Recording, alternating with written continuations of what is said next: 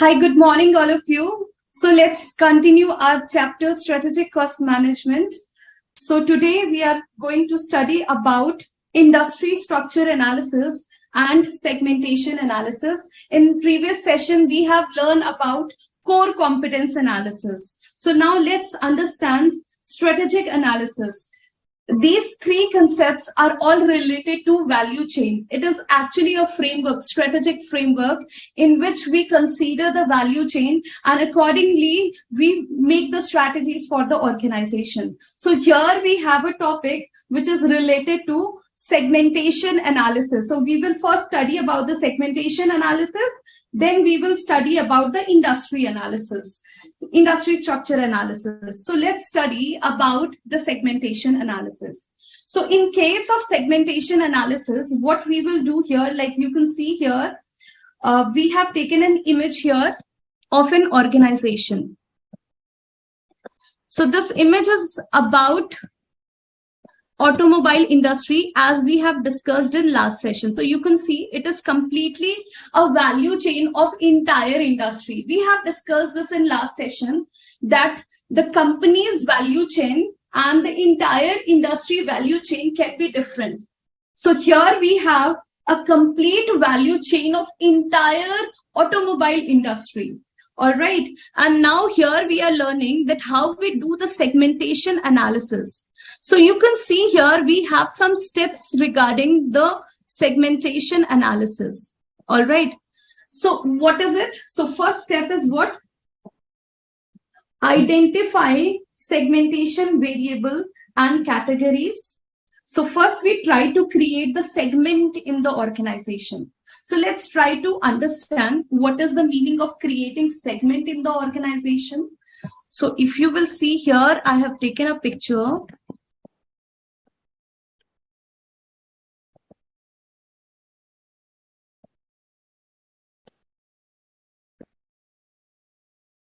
So if you will talk about ITC company, I hope all of you know about ITC company. All right.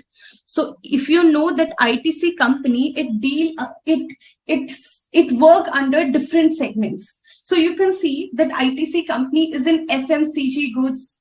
It is in lifestyle. It prepare the lifestyle product. It is in hotel industry. It's in cigarette, a cigarette. So the point is that if you will see, it's in stationery also. So if you have studied from, if you have used classmate register, so this is also one of the segment of ITC company. So what we have to do first, create the segment, right? So this segment can be created. On one side, you can take what? The product, right? And on the other side, you can take the geographic areas.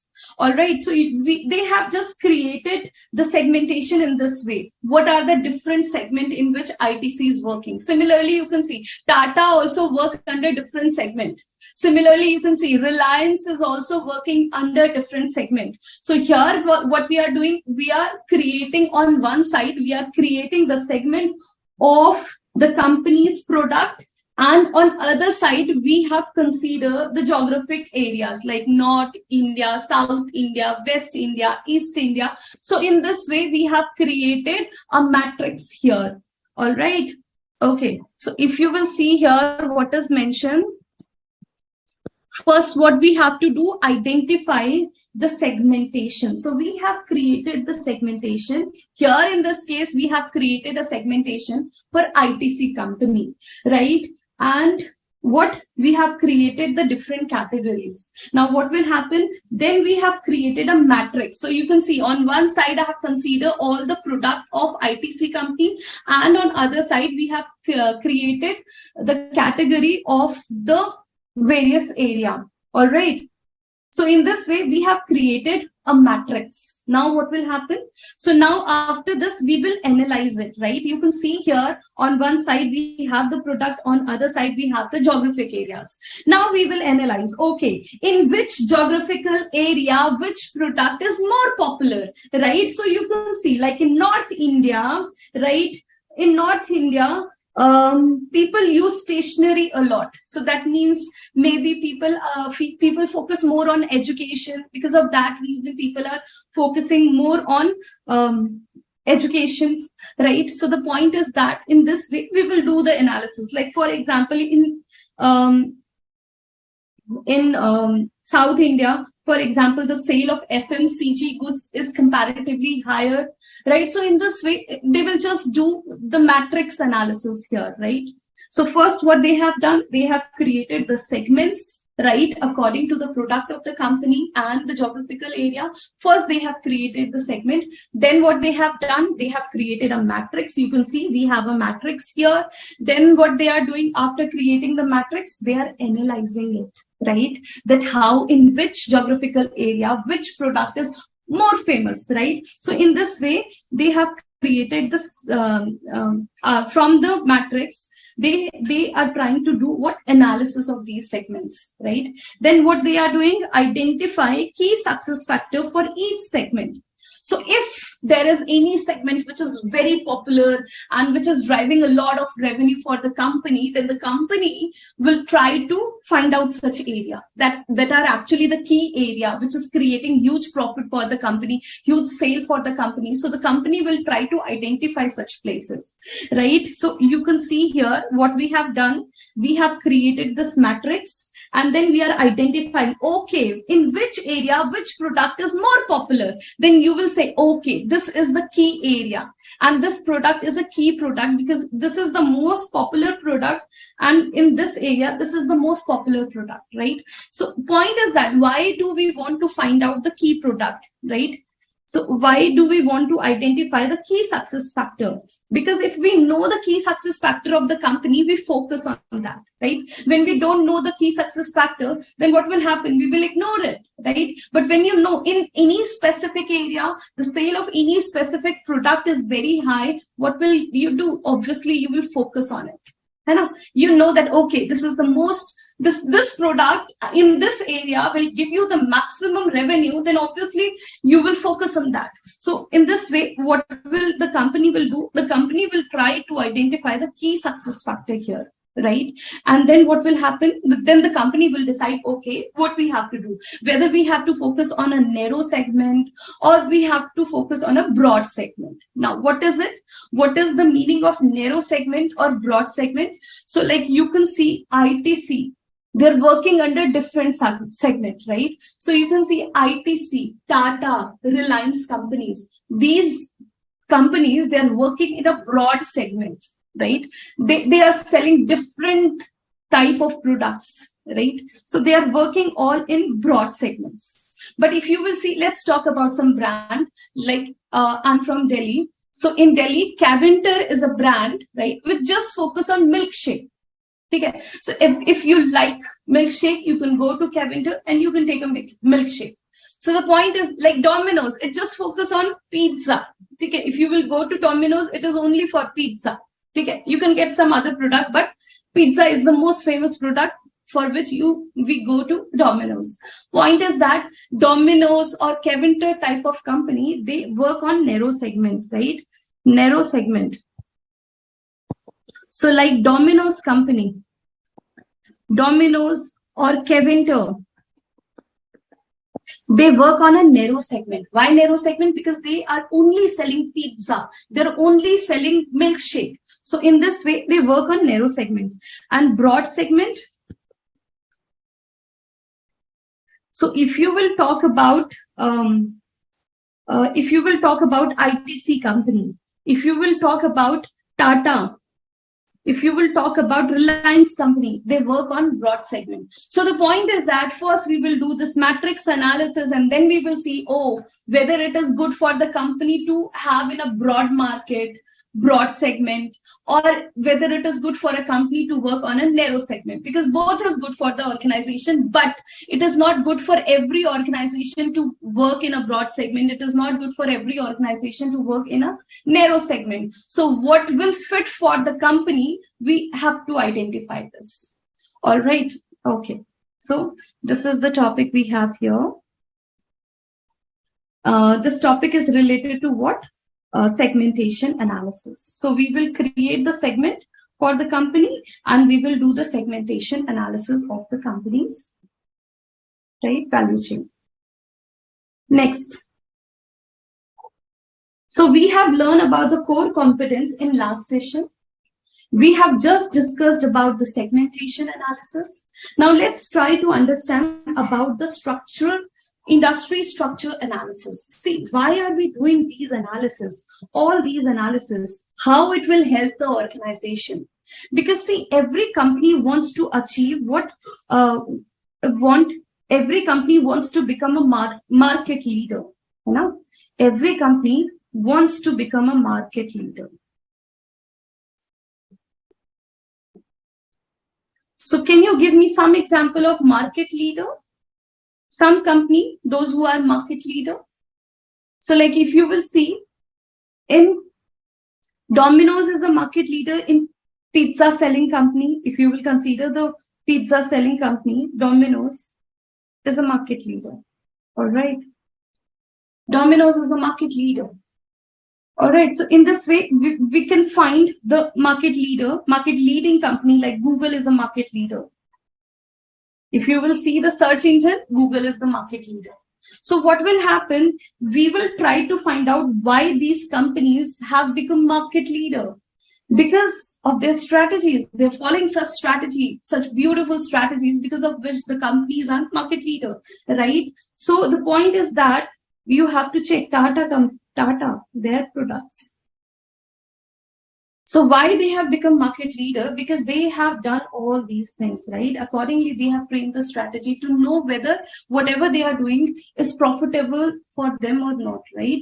Okay, now let's consider the industry structure analysis. All right, so when do we do this industry structure analysis? So in this case, what happened? It is actually a Potter's 5 forces analysis. Michael Potter has given this analysis. And this analysis will help you if you want to enter in a business.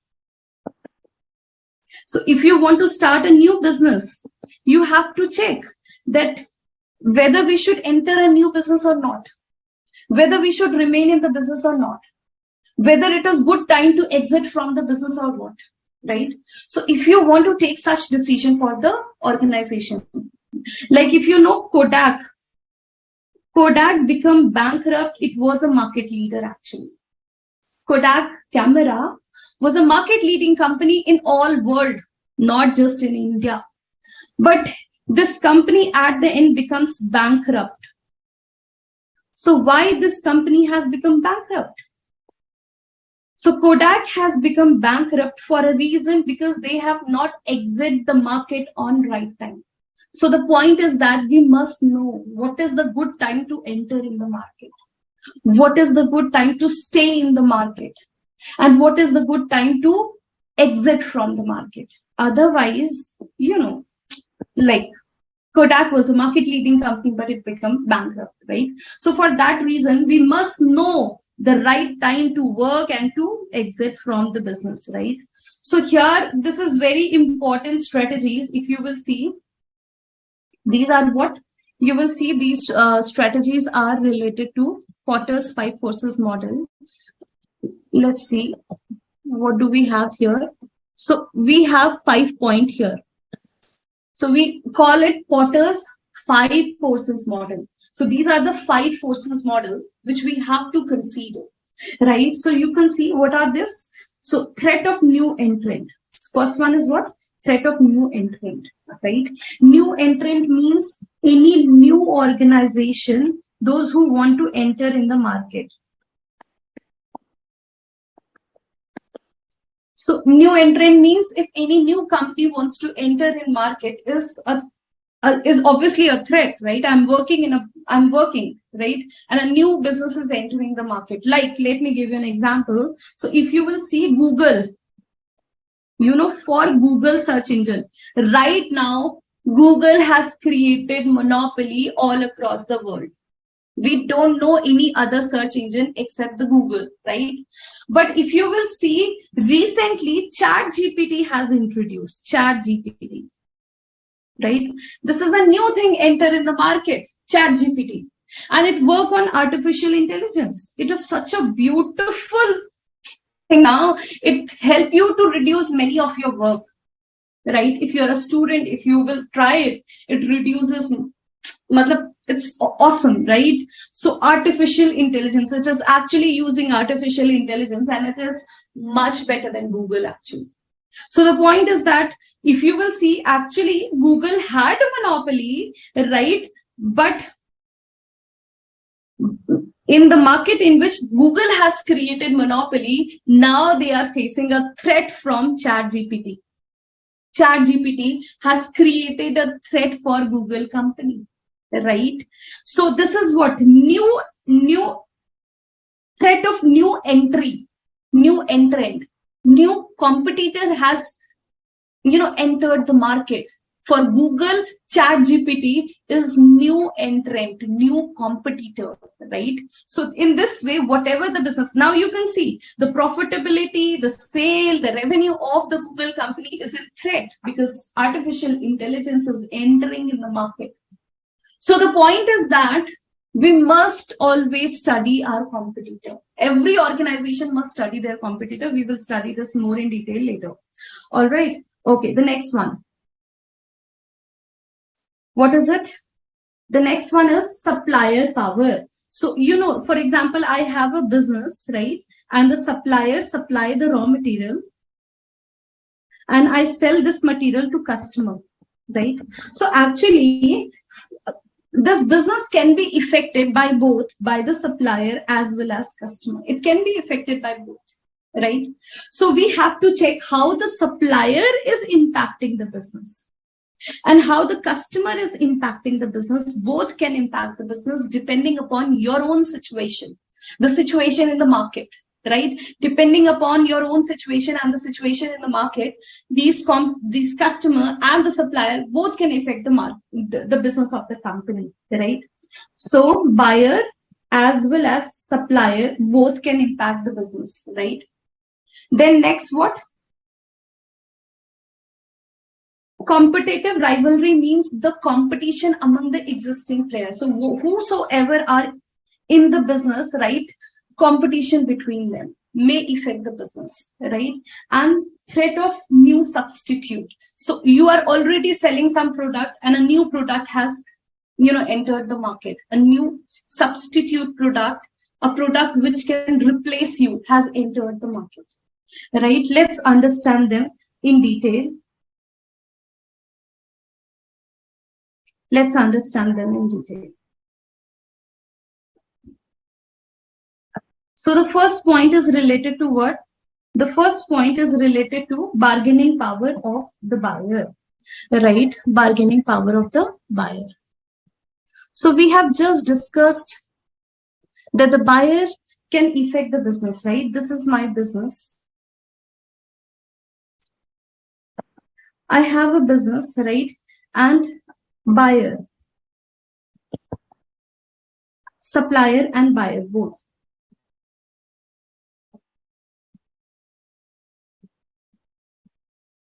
And the customer or buyer. Customer or buyer is same, right? They both can impact the business. Think about it. How the buyer can affect the business. Customer can affect my business. How is it possible? So let's try to understand when this buyer will become powerful to impact your business. What are the conditions under which the buyer will get the power to impact the business, right? Let's try to understand. So first point is what? Where the buyer are very less, they can affect your business. Like let me give you an example. When the buyer in the market are very less, for example, your business is, I'm a contractor. Okay, I'm a contractor and I provide the services to government. There are many suppliers who provide their services to government contract, right? So for example, in defense, what happened? These contractor businessmen, they supply the material to them, the food material, right? And the rations, fruits, vegetable, these things, the businessmen supply them, right? So if there is one buyer, if there is one buyer, obviously this one buyer have power to control the business, right? If there is one buyer, they have the power to control the business. Second, This is the first point where the buyer is one, only one buyer. Then the buyer can affect the business, right? Second point, when the buyer is purchasing the product in huge quantity, like to every other person, every other customer, we are just selling 10 kg of product, 5 kg of product, 1 kg of product, 4 kg of product. So in this way, you are selling your product. But there is one buyer who purchased 10,000 kg of product from you, right? Other buyers are just purchasing the product from 1 kg to 10 kg, right? 1 kg to 10 kg, other buyers are buying your product. But there is one buyer who is buying in bulk, 10,000 kg. Obviously, this buyer, right, who is buying bulk quantity from your business, have power to impact your business. If this buyer will go, what will happen? The revenue will decline sharply, right? The profit will decline sharply. So the point is that in this case, what will happen? Buyer have power to control your business, right? Okay, next point. So the next point is what? When the buyer have what? So when the buyer can easily switch the business, so buyer. So if the buyer is buying the goods from here, but he didn't like the quality or he didn't like the relationship with this person, supplier, this business, and now he can easily purchase the product from other business, right? Other businessman, right? So he can easily switch. Instead of here, now he is buying the product from here. When it is easy for buyer to switch this business, supplier, it is easy for him to switch it. No cost is involved if he will, instead of X, he is buying the product from Y. Right? So when it is easy for him to, change the supplier, then what will happen? The buyer power will increase and it will impact the business. All right. So here also the buyer have power to impact the business. Right. Second, we have discussed 3 points, right? Now the fourth is what? Buyer buy from small supplies. So the next point is that where the supplier business is small and the buyer business is very big.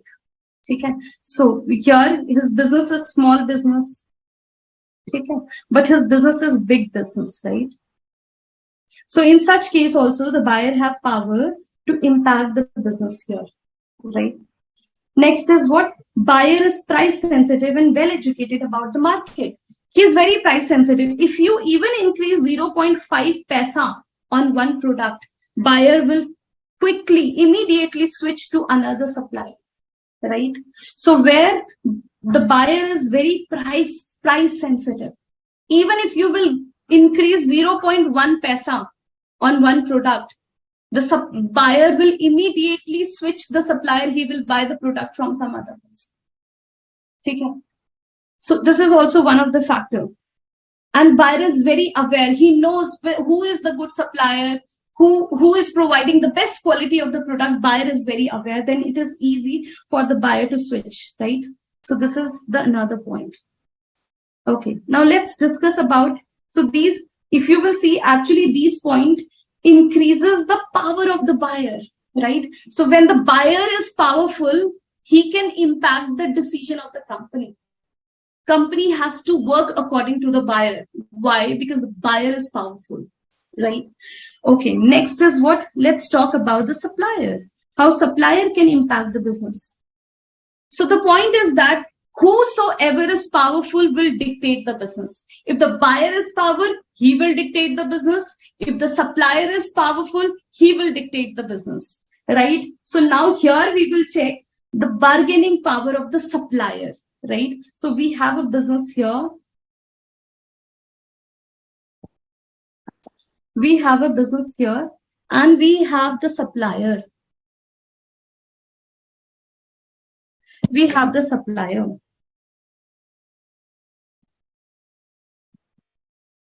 Right?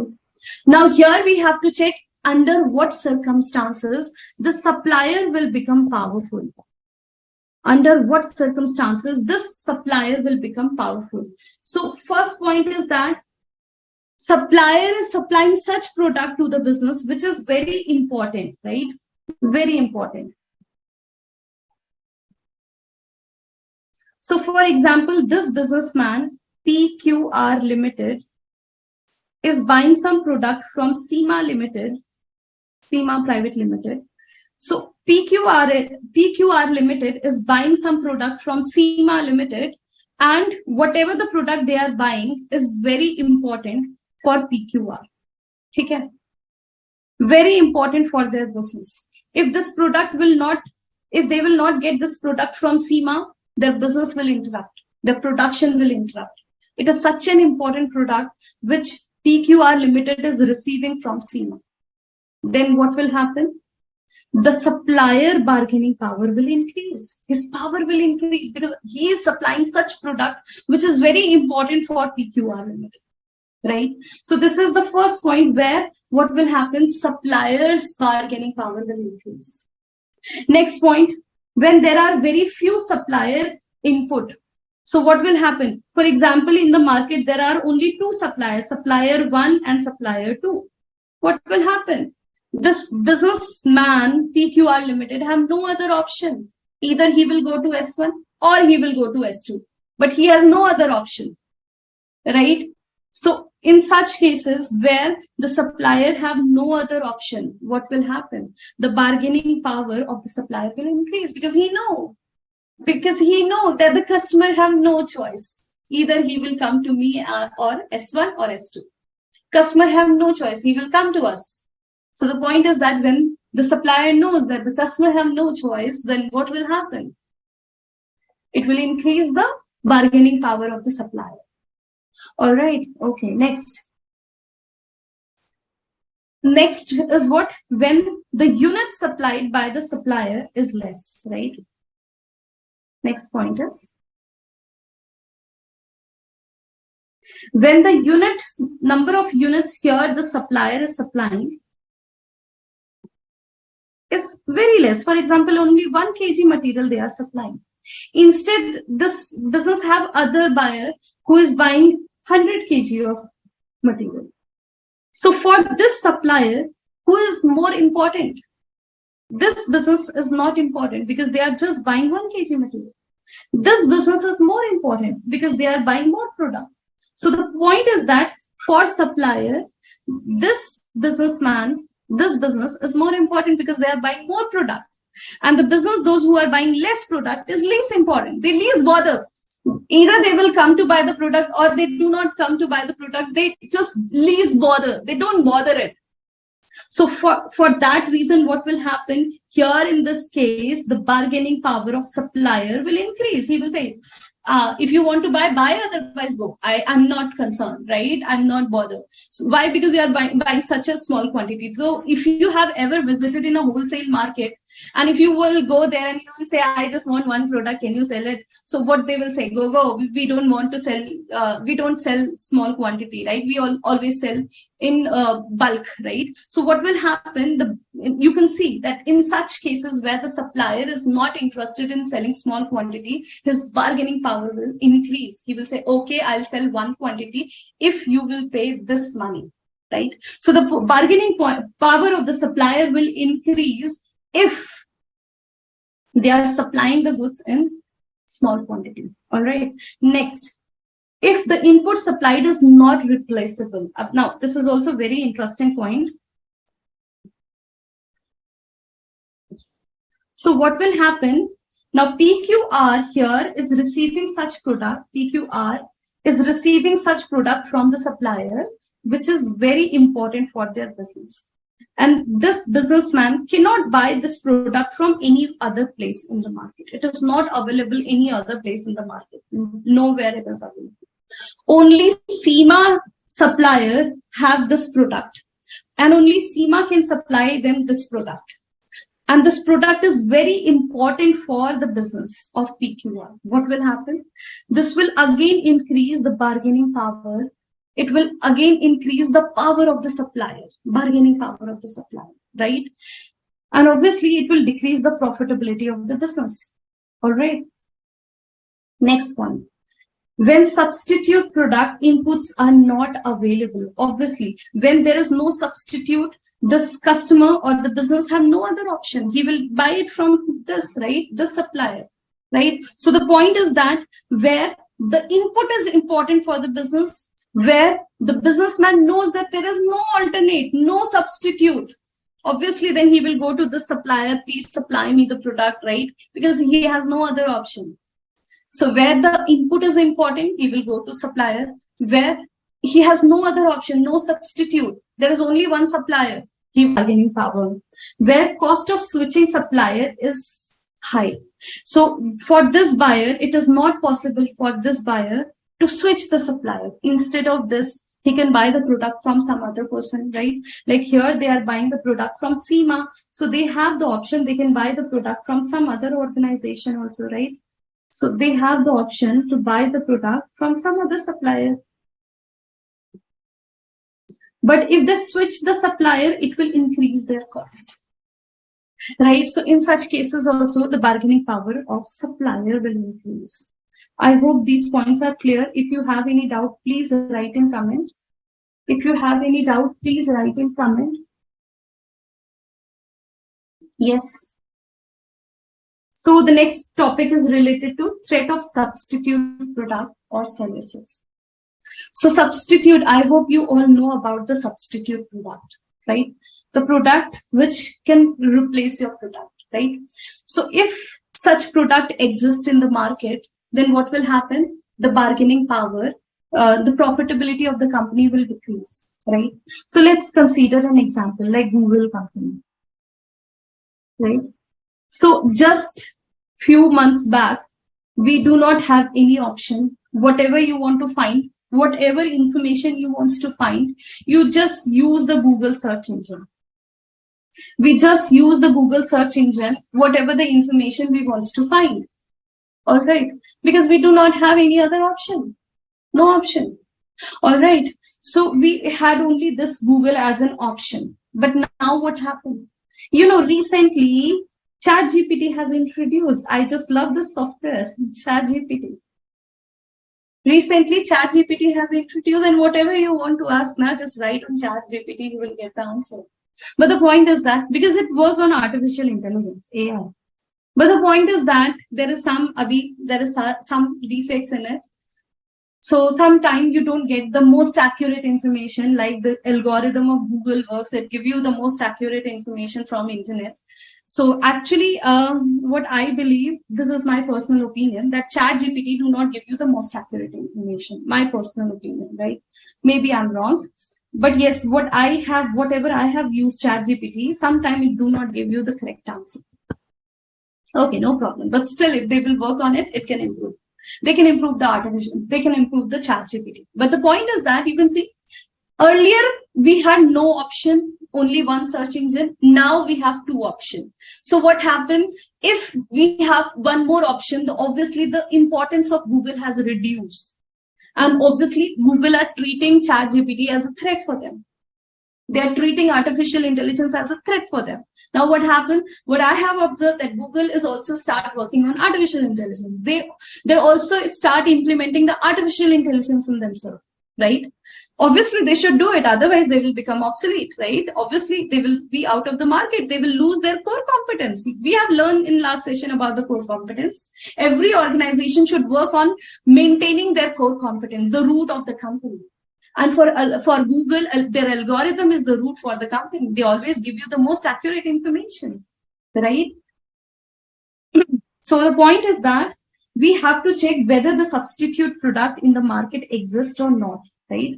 If there is no substitute, no close, not at all, like before ChatGPT, we had no substitute, only Google, no other substitute. So the point is that if there is no substitute in the market, what will happen? The company will create monopoly and they will charge whatever they want. And obviously they will earn huge profit. Like Google, their revenue is very high and they're very profit-making company. So the point is that yes, about ChatGPT, its importance, how we can use it, but gradually people will start learning and people will start using ChatGPT, right? So the point is that when there is a close competitor, close substitute, it will increase the competition to the existing product, and hence the profitability of the existing product will reduce. Right? Google have earned a lot. They have earned a lot of revenue. But if ChatGPT, if it really work nice, then what will happen? The profitability of Google may reduce in future. Right? Okay. Next. Cheaper substitute available. Now we have to check. So whether, now we are not talking about the close substitute. Now we are talking about the cheaper substitute. This is the worst thing for any business. The worst thing for the business. Let's try to understand how it is worse for the business. Cheap substitute. All right, let's try to understand about the cheap substitute. So if you will see cheap substitute, okay. So what I remember, 10 years back, 8 years back. So let's go 8 years back. So 8 years back, what happened? Minus 8 years of our age. So these days we are using smartphone, right? And we are using Jio mobile data, right? So actually what happened, Jio mobile data, Jio has created a revolution, has done a revolution in India, right? India has huge population, those who are using internet now. We have huge population, those who are using internet. Just because of mobile data introduced by Jio company, right? So let's, I exactly don't remember the year. I think it was around 2015. Yeah, 2015. So in 2015, 2015 or 16, Jio has introduced their the SIM card, mobile data. So before 2015, what happened? We people were using Airtel, okay? Airtel, Voda, Idea, Idea, and what else? MTNL connection also. So the point were, before introduction of Jio in the market, there were so many competitors, right? These were competitors, right? But immediately when Jio has introduced their product, initially they introduced their product at a very cheaper price. The product was very cheap. And Jio mobile data, initially they sell it for free, 90 days complete free. So that is what a cheaper substitute was introduced in the market, mobile data. They were not charging for the calls, no charge for call, no charge for message, no charge. They were not charging the money for call. They were not charging the money for message. They were only charging for mobile data. While these companies, they were charging for the calls, they were charging for the messages, right? In this way, these companies were making revenue. Oh, can you imagine, for them a very cheap substitute has introduced in the market, a very cheap. Jio was a very cheap, free. I mean, they have initially introduced it for free for everyone. Then what happened? Obviously, this was the biggest threat for the company. And now you can see, at that time, these companies were market leader, right? These were market leading companies. Now, after introduction of Jio, these companies have completely out of the market, right? You know how they are, they have merged together, Voda Idea, VI, they merged together to survive in the market, right? Even after merging, the profitability has not increased much. They are just surviving for their existence. Okay, so this is a very good example of cheaper substitute. When a cheaper substitute introduced in market, it may affect the profitability of entire company, right? It may reduce the profitability of entire company. All right. So threat of new entrant. All right. So we have just discussed here in 2015, okay, Jio was introduced, and this Jio was actually a threat for Voda, Idea, MTNL, Airtel. So out of these company, only Airtel survived. What I know, that only out of them, only Airtel is now a competitor of Jio. Otherwise, other companies, they are either just out of the market, or they are just surviving. They are just, working hard for their survival. All right. So threat of new entrant means when you are in a business, you always have a threat. Some new product will be introduced in the market. Some new services will be introduced in the market, and then your core competence will end. Your end product will have no benefit, right? And what will happen? Maybe your product will become obsolete, no use for the customer. And what will happen? Out of the market, you will become out of the market. So similar situation. So like you can see, this is a very good example. These companies are now out of the market, or they are working very hard for their survival. All right. Now, similar things is recently happening with 2023 now. So similar thing is happening with Google also. Google is a very, very good brand.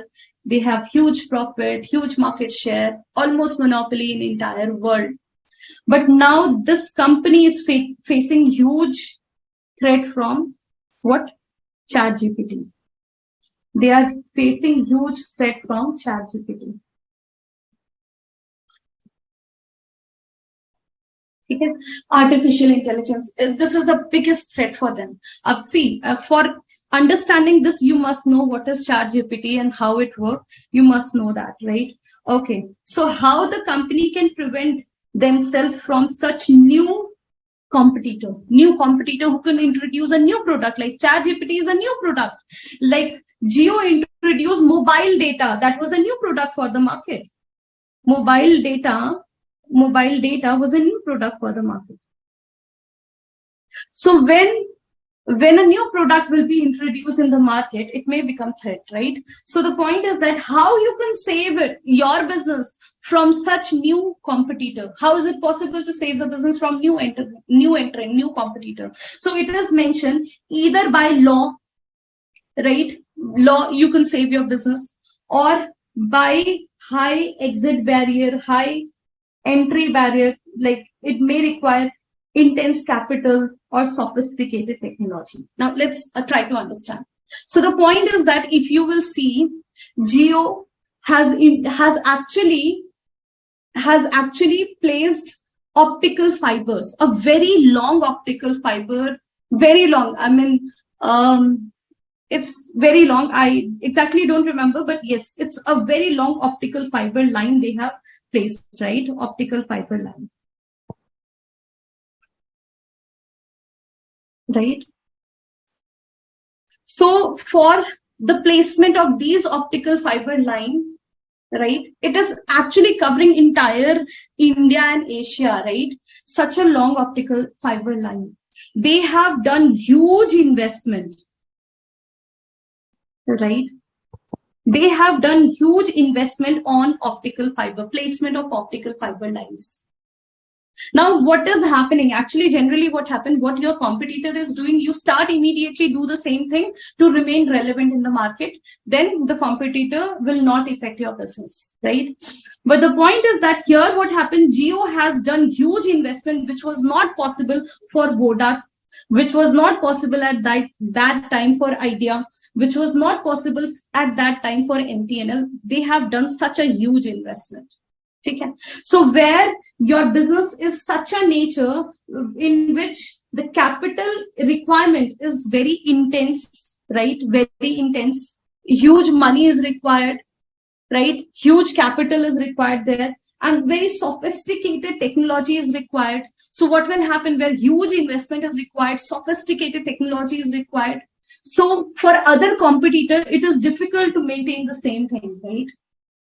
So same thing happened here also. You can easily see why Voda, Idea, MTNL, they are really fighting for their survival for a reason, because they failed to do the same thing as what Jio has done.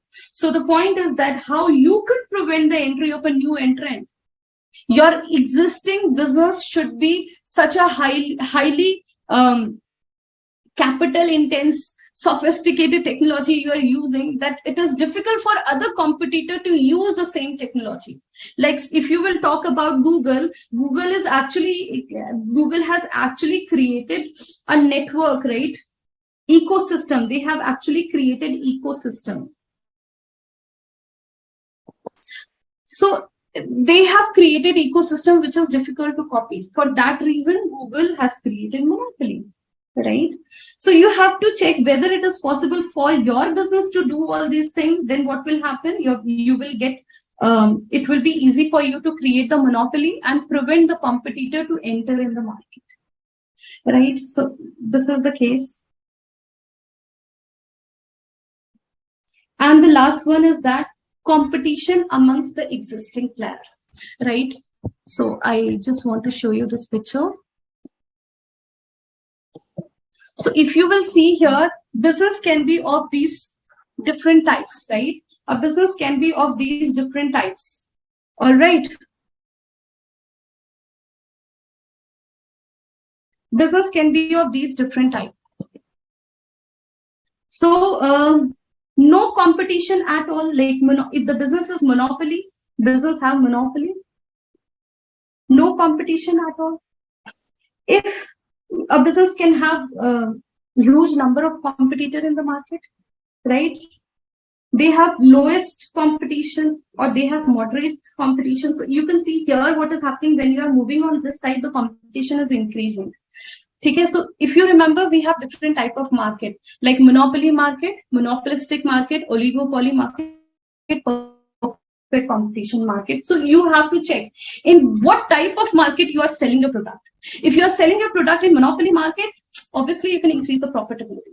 But if you are selling your product in a perfect competition market, highly competitive market, huge competitors are present, then obviously your profitability will reduce. So you have to check in what type of market you are preparing to sell your product, right? So accordingly, we will decide whether it is good to enter in this market or not. Right. Okay. I hope it is all clear. Okay. So the next topic is what? The next topic is superior performance, superior performance and competitive advantage. All right.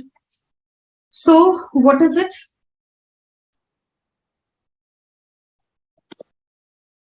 How is it possible to get the competitive advantage, right? So here we are talking about the competitive advantage.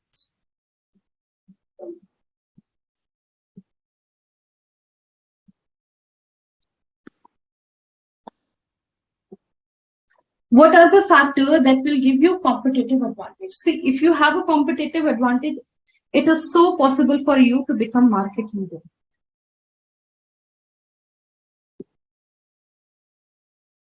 If you have competitive advantage, you can become a market leader.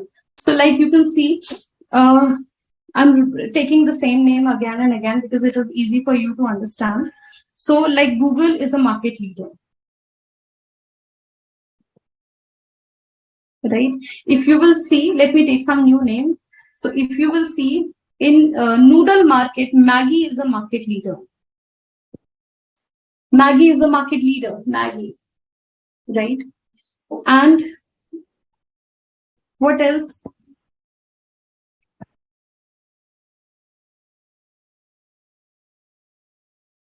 You will see. So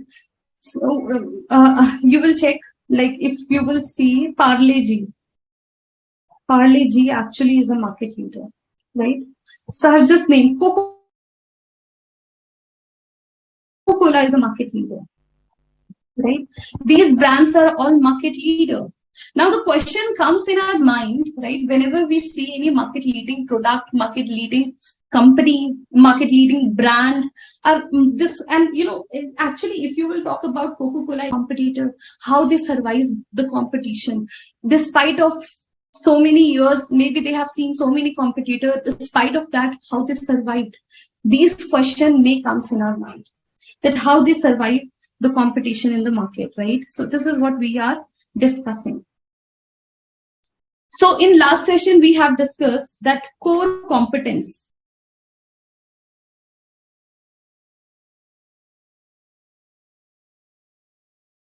In last session, we have discussed that the core competence is the root of the company.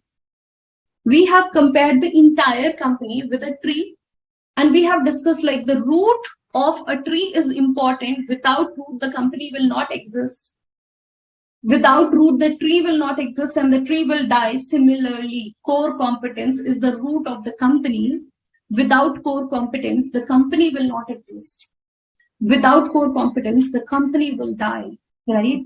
Without core competence, the company will die. So we have to check whether for the company, the core competence exists or not, right? It is important to understand, right?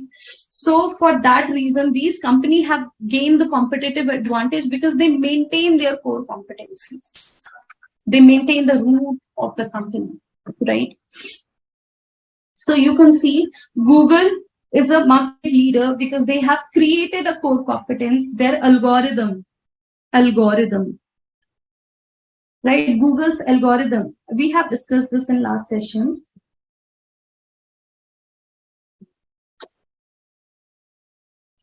Google algorithm is a core competence for the company. Company is existing just because of their core competence. All right. And yes, we have just discussed if ChatGPT is a new competitor, and I have a very good example now to explain, right? ChatGPT is a new competitor for Google. If the way the algorithm is working, if the ChatGPT, this artificial intelligence, works in a better way than the algorithm of Google, then obviously Google will lose its core competence. Now we have to check in next 1-2 years that how the ChatGPT and artificial intelligence will behave, right?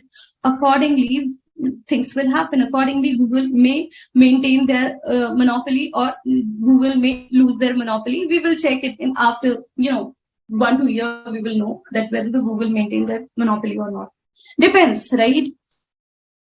Okay. So core competency is the reason that the company will get the competitive advantage. The company will become the number one and they will get the competitive advantage. How? With the help of core competencies, right? Okay. Now the point is that how the competitive advantage how a company can get the competitive advantage. So either the company can do the product differentiation or cost leadership. These are the two things with the help of which the company can become the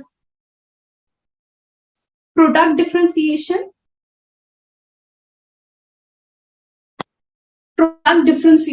or cost leader, right? We will study about these two things.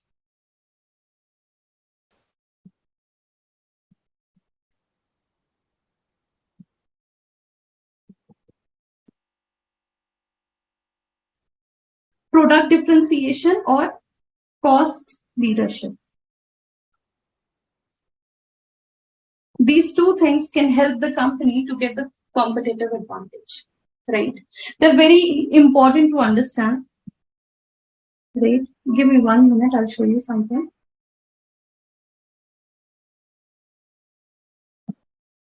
Okay, this is important. So,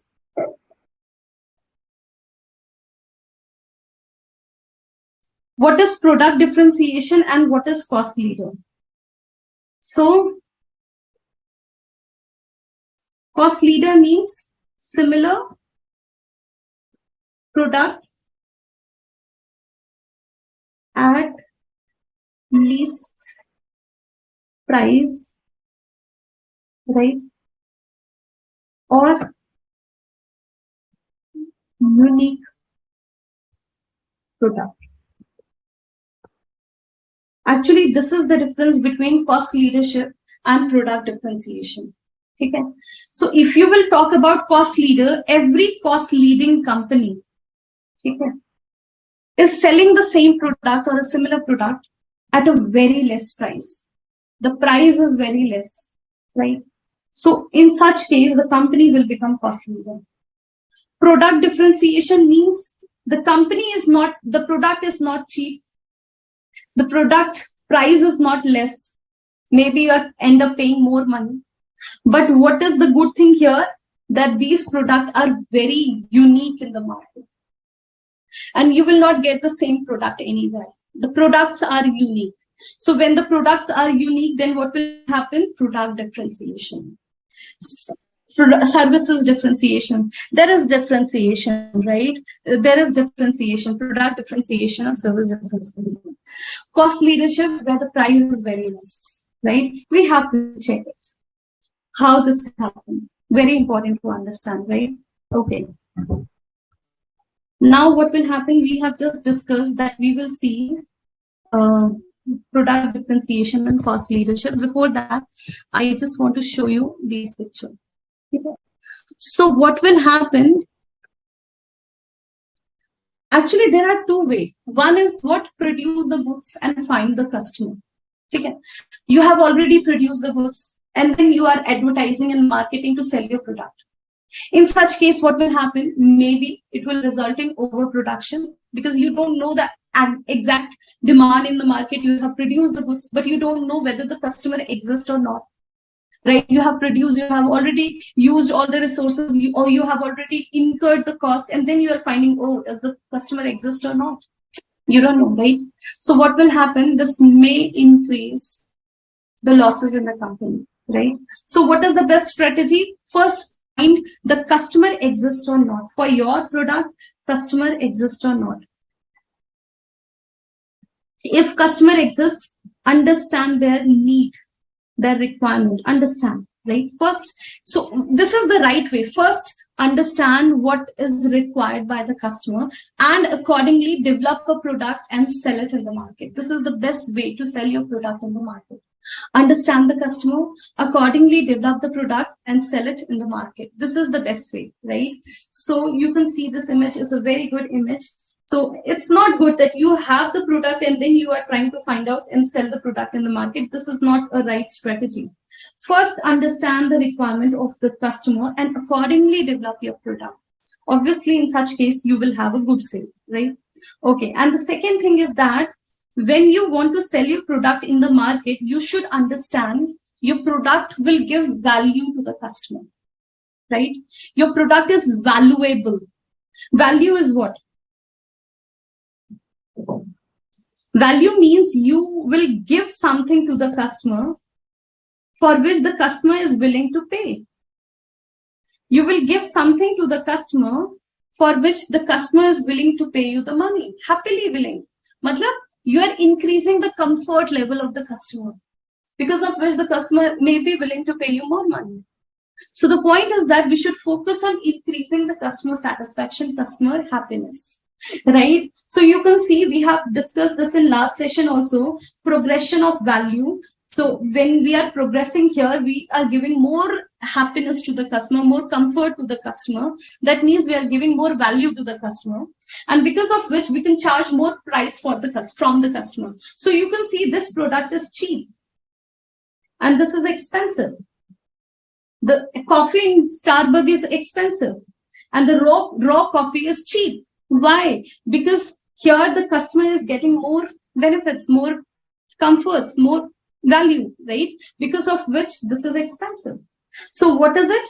So here, obviously, for providing this experience, not just coffee, but experience, the company will have to incur high cost. Cost is high, but yes, here the competition is very less, right? When you are here at this stage, the competition is less and the cost is high. In this stage, high competition. Competitor will be high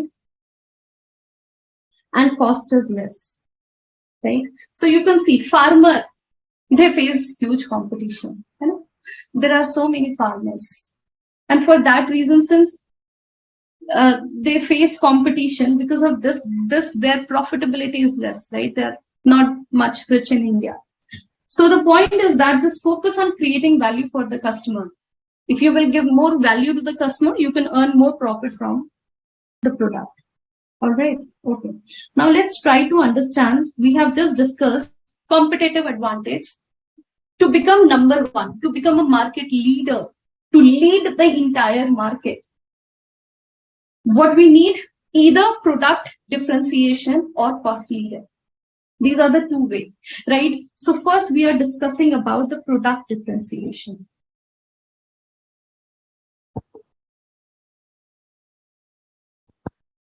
First, we are discussing about the product differentiation. Now, product differentiation means your product is different and unique.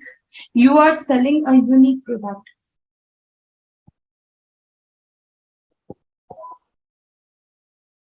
In market, you are selling a very unique product. No one owns such product. What will happen? Obviously, the sale of the company will increase, the profitability of the company will increase, right? So differentiation, if you are able to create differentiation, right?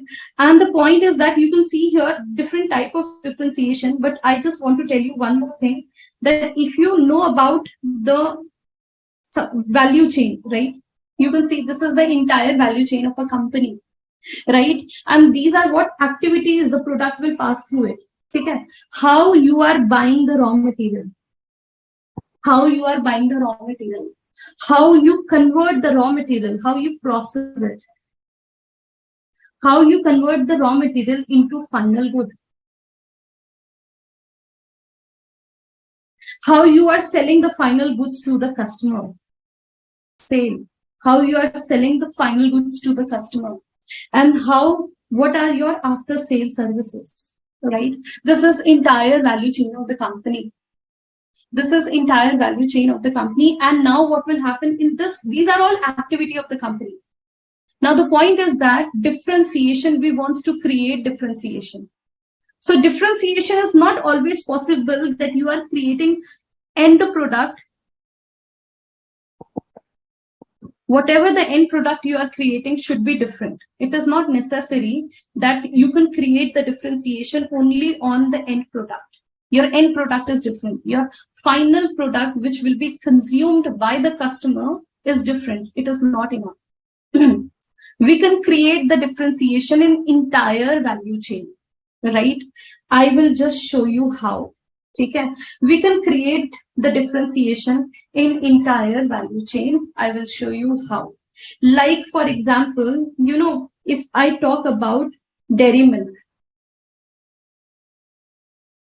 if I talk about dairy milk chocolate,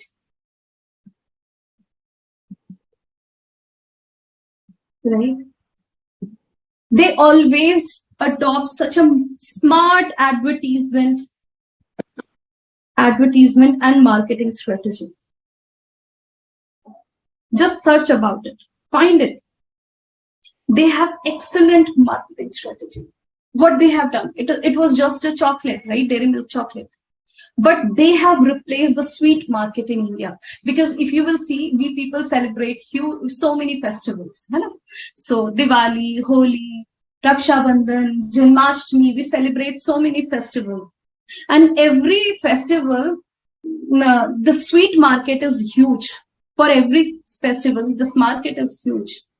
So dairy milk, they find it as an opportunity, and they start using their milk chocolates as a sweet substitute, and they placed it in the market in such a way, very smart marketing strategy. That now these days, if you will see Raksha Bandhan, in this case, you can see the brothers, they are gifting their sisters dairy milk chocolates. Okay? Valentine Day, they're gifting chocolates, right? And Diwali, they're gifting chocolates to their neighbor. So what is happening? You can see their smart strategies, their smart marketing, selling, advertisement strategy, right? The way chocolate was not unique, right? Chocolate was same, like you can see.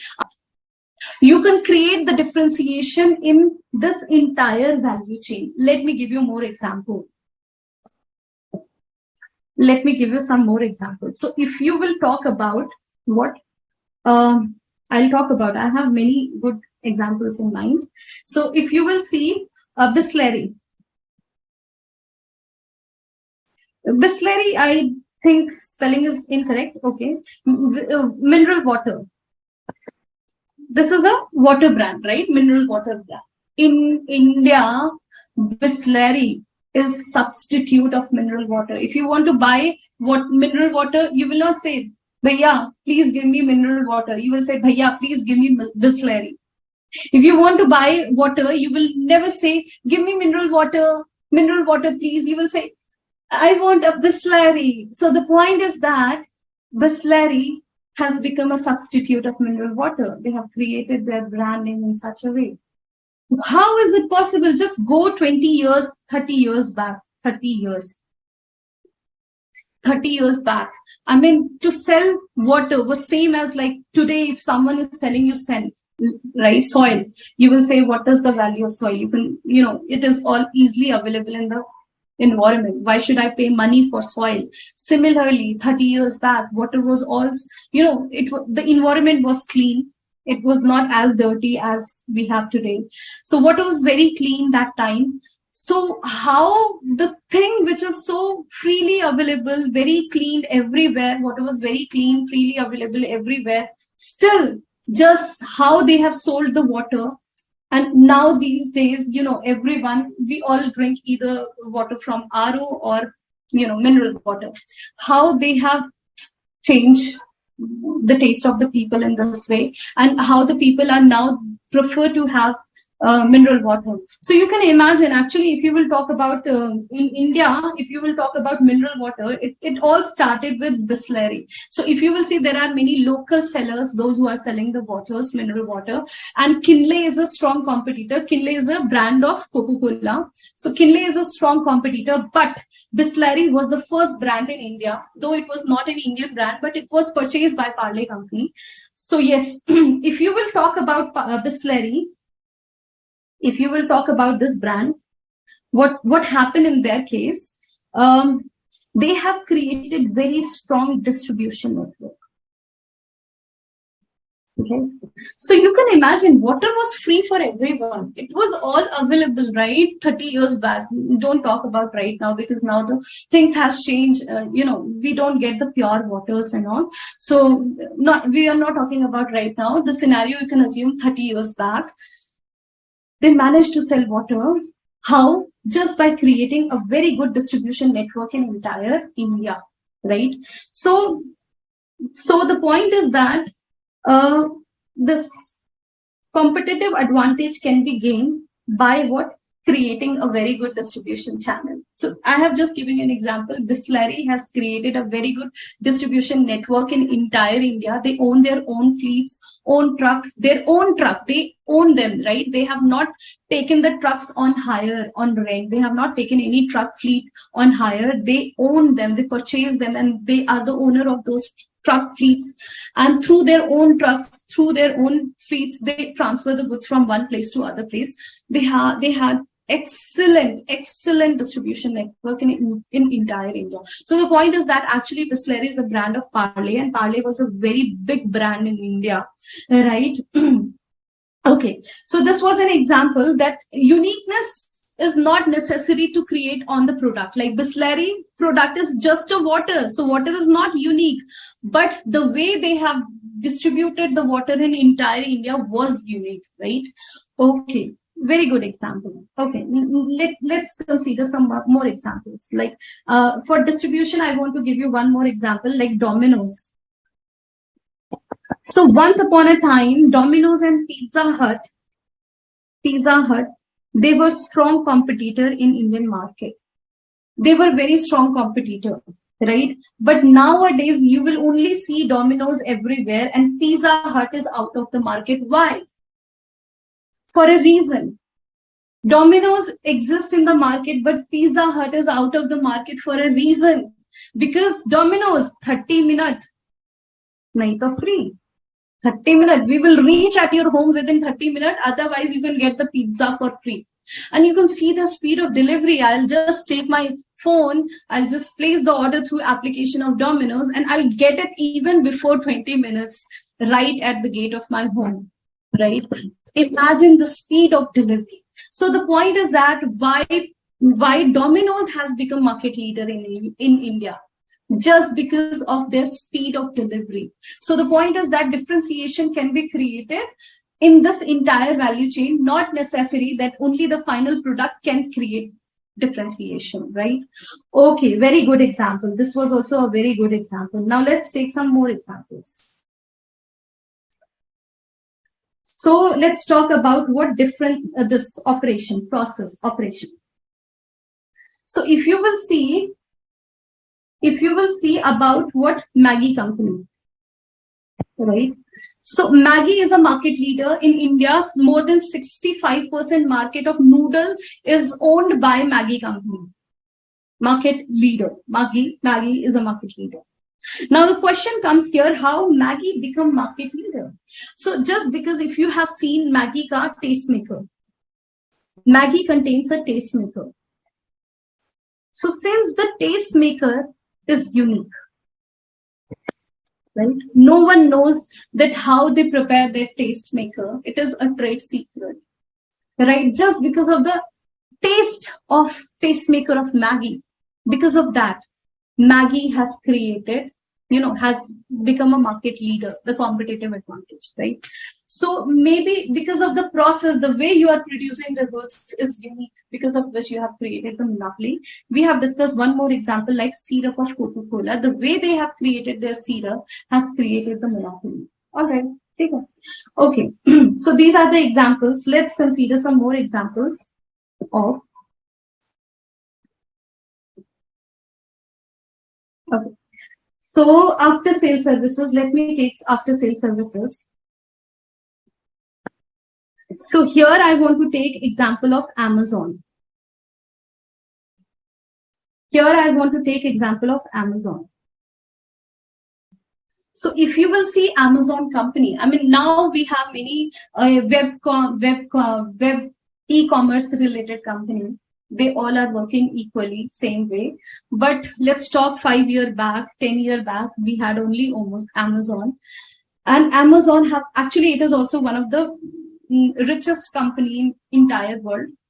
So they have created their market leadership. How? By their services. If you purchase some goods from Amazon, you don't like it, return it. They will accept the product without questioning you why you didn't like the product. So the point is that just because the after sale services was so good, because when you are purchasing the goods from home, you have not tested the product, you have no idea about the quality of the product, you have no idea about the product. You purchase the product, you get it at home, maybe you don't like it and you want to return it. So when you want to return it, so you just want to check that you will get your refund on time or not, right? So Amazon have provided very good services on that, right? And because of that, the Amazon have created monopoly, right? And competitive advantage, right? So the point is that what I want to explain you here is that it is not, here I just want to tell you one thing, that it is not just enough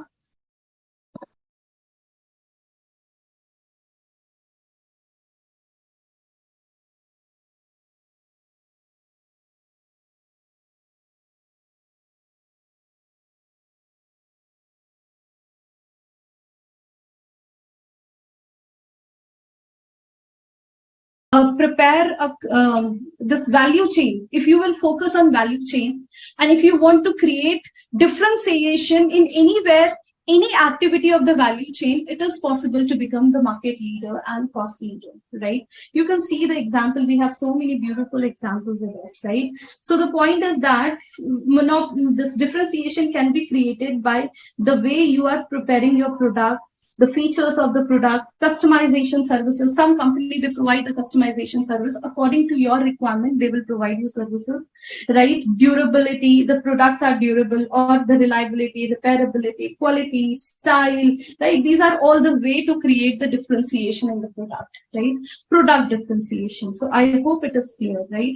So either you can provide a product which have super quality, or you are providing a product which is innovative, which is new in the market, or customer responsive. Like you can see Amazon, they provide excellent customer services, right? Amazon, right? So immediately when you complain, then they resolve it immediately. When you don't like the product, you can return it and you can get the refund immediately. So the point is that customer responsiveness, the way you are responding to the customer, can help you to create differentiations. All right, so these are all the way to create the differentiation. All right, okay. So let's do one thing. Let's take a break and then we will continue. What are the topics which are left? Let me show you.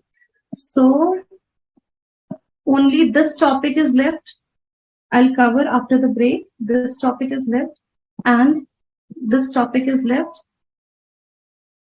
Okay, these two topics are left, and we have almost covered this. Here we will just understand about the cost leadership. Then this topic is complete. All right, so let's take a break.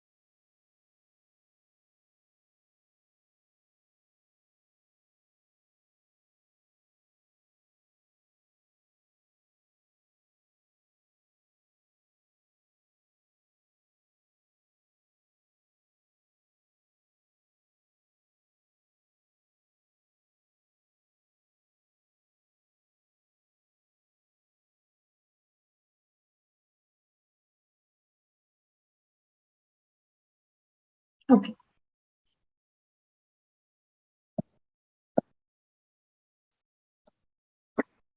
So welcome back. So we have learned about product differentiation, that how we can create the differentiation.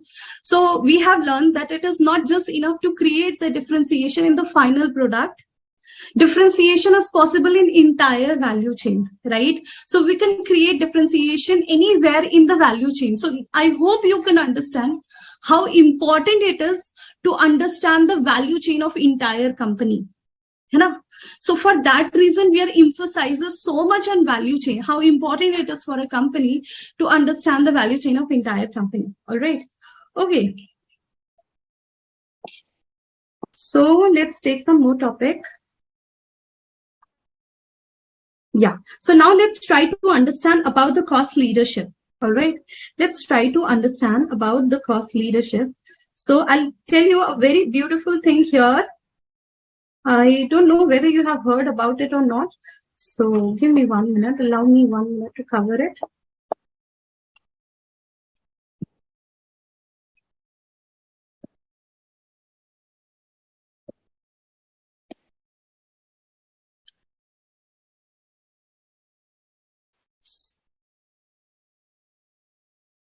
You can see you have a value chain just in front of you. All right. We have just a value chain here. This is a value chain of a company. Now the question is that in last session, we have studied about the value chain analysis.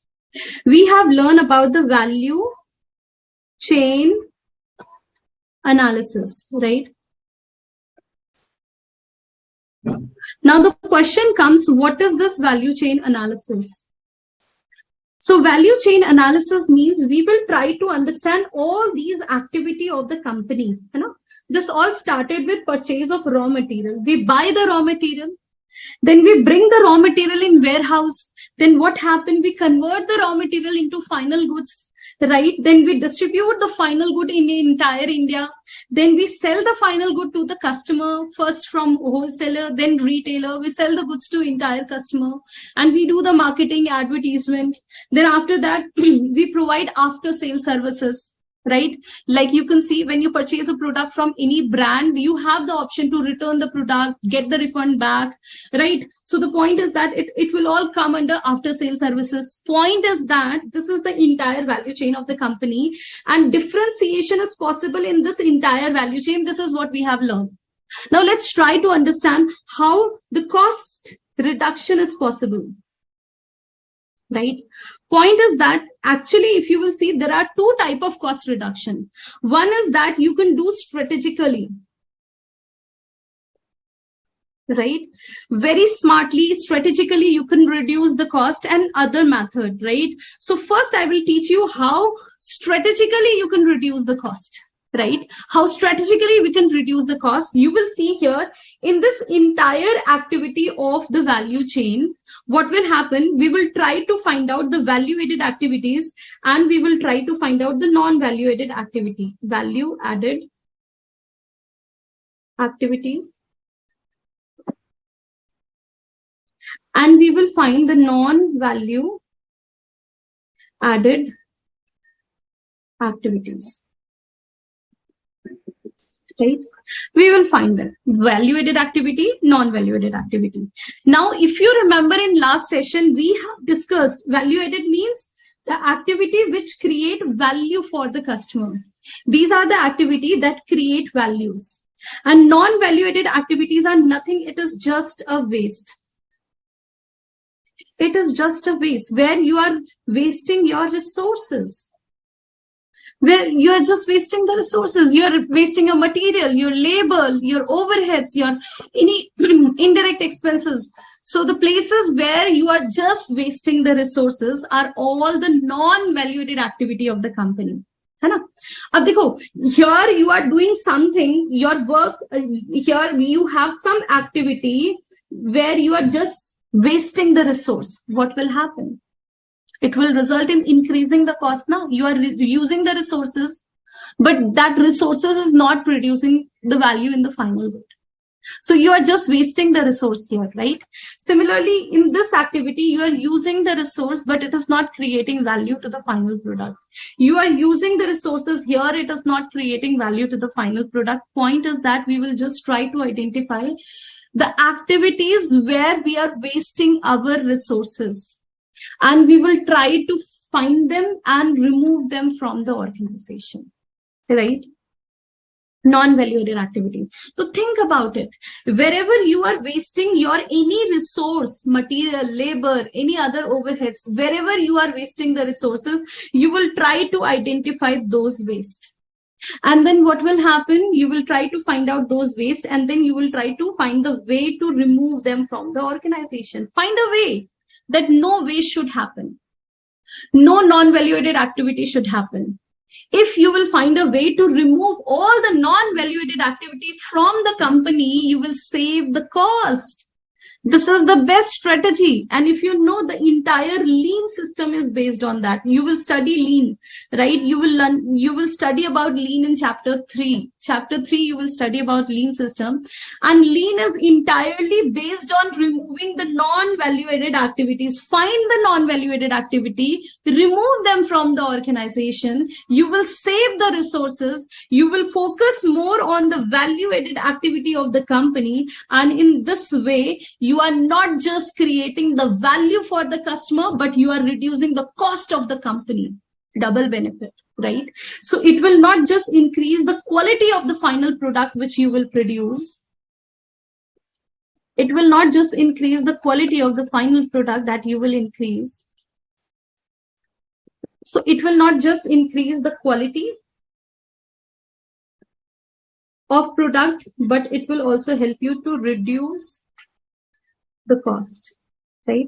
So this lean matlab where you are focusing on removing the waste from the company, where you are focusing on removing all the places where you are wasting your resources. You're just focusing on that, right? That will help you. See, if you're not wasting your resources, if you're not wasting and you're saving it, what will happen? It will save the cost of the company.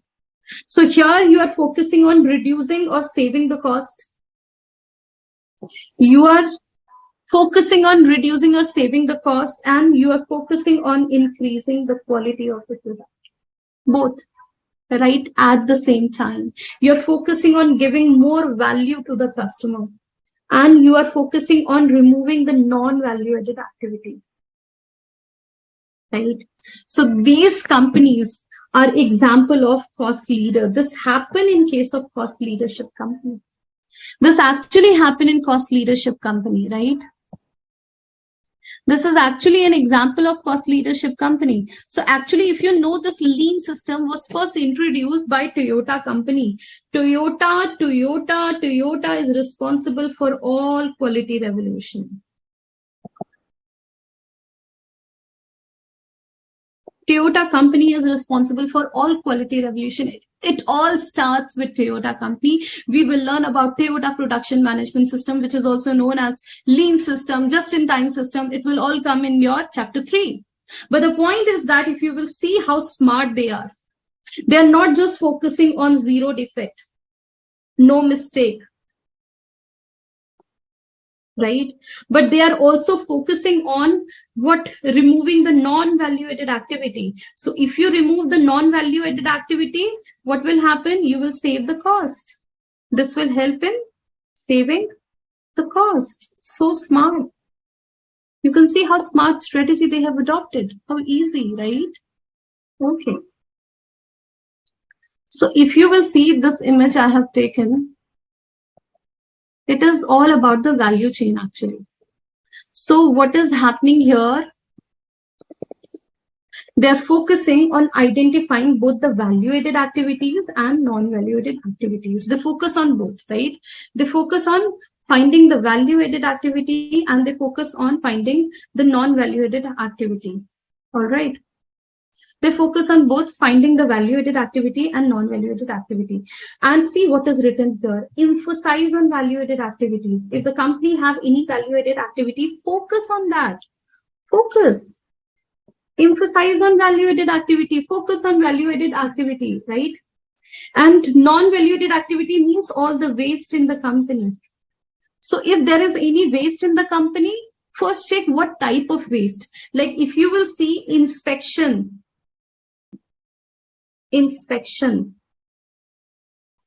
Actually, inspection is also a non-value-added activity.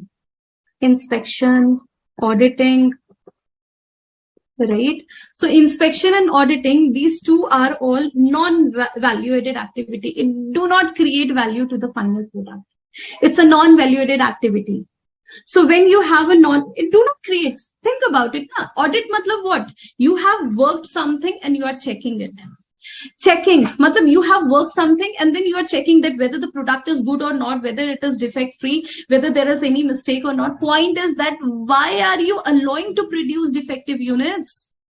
Why are you not producing the quality product right the first time? Why are you allowing them to produce defective unit? Okay, first produce the defective unit, then we will do the testing, checking, auditing, then we will find the defect and then we will remove. Why are you following this method? So if you will see lean system do not allow to produce defective unit. The entire process is designed in such a way that it do not allow to produce defective unit. So what happened in that case? Quality right the first time, no defect, zero mistake, no mistake in the company. Wow, no mistake. So the point is that even inspection and audit is actually a non-value-added activity. It's a waste, right?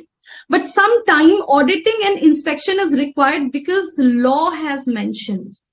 Because the law is of such type that we have to do the auditing, we have to do the inspection, right? So because it is a legal requirement, then you have to do the auditing and testing. Okay. Though you are producing the quality product right the first time, but because the law has mentioned that you have to do the testing, you have to do the checking, you have to do the auditing, you have to do it, right? So when it is requirement of law, this is considered as non-value-added activity, but you cannot eliminate them completely because it is the requirement of law. So we will try to minimize them. Because it is a requirement of law, we cannot eliminate them, but we will minimize them because these are non-value-added activity. It is not creating any value to the final product, right? And you will see, I will teach you, when I will teach you, I will tell you, we will learn about it in chapter 3. There are pure waste, 7 deadly waste. Okay? There are 7 deadly waste in the company, and we will focus on removing them completely, eliminating them completely from the organization. We will focus to remove them completely from the organization. All right. So this is how the things happen. And you can see this is a way to reduce the cost in the company, to become a cost leader, right? Actually, this is strategically, this is the way to reduce the cost. But here, if you will see, they have given you some other strategies also. But what I believe, they are actually not a good strategy, right?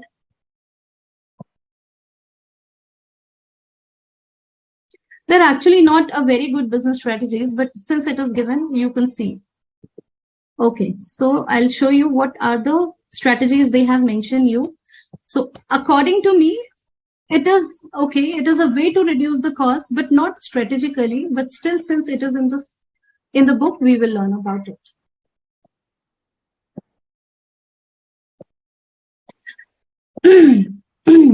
So what is given here? Copying, then rather creating your own design. So this happened in case of Samsung company. So actually, if you will see Samsung and Apple company. So Apple, iPhone.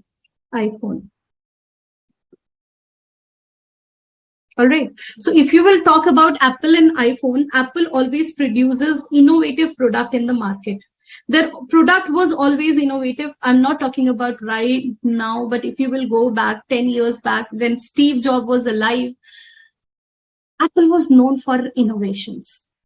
All innovative products, first smartphone, first MacBook, everything was all introduced by, first time it was all introduced by Apple company. Apple was known for innovations. It was known for innovations. Now the point is that because they have done all innovation by doing all the research and development. And research and development need huge cost, right? So because they have done all the innovations, they have done all the research and development. On that research and development, they have incurred huge cost, which result in increasing the cost of the product. So this will increase the cost of the product. The final product which they are producing, it will increase their cost. Now, what will happen? The final product cost will increase. So obviously they will sell it at high price. Because of that, you will see Apple product, MacBook, iPhones, they're always expensive. Why are they expensive? Because their cost of production is high. Now, what is mentioned here, do not create the design, just copy it. And Samsung is not known to copy Apple, right? Even in international court, Apple has filed a case against Samsung company. So what Samsung have done, they have just copied the iPhones and they have introduced their own new version of Samsung phone. So rather than creating the design, copy other. Wherever it is possible, just copy other. Why are you wasting your money on, unnecessarily you are wasting your money on research and development. All right. Okay, is there any problem? Give me 1 minute.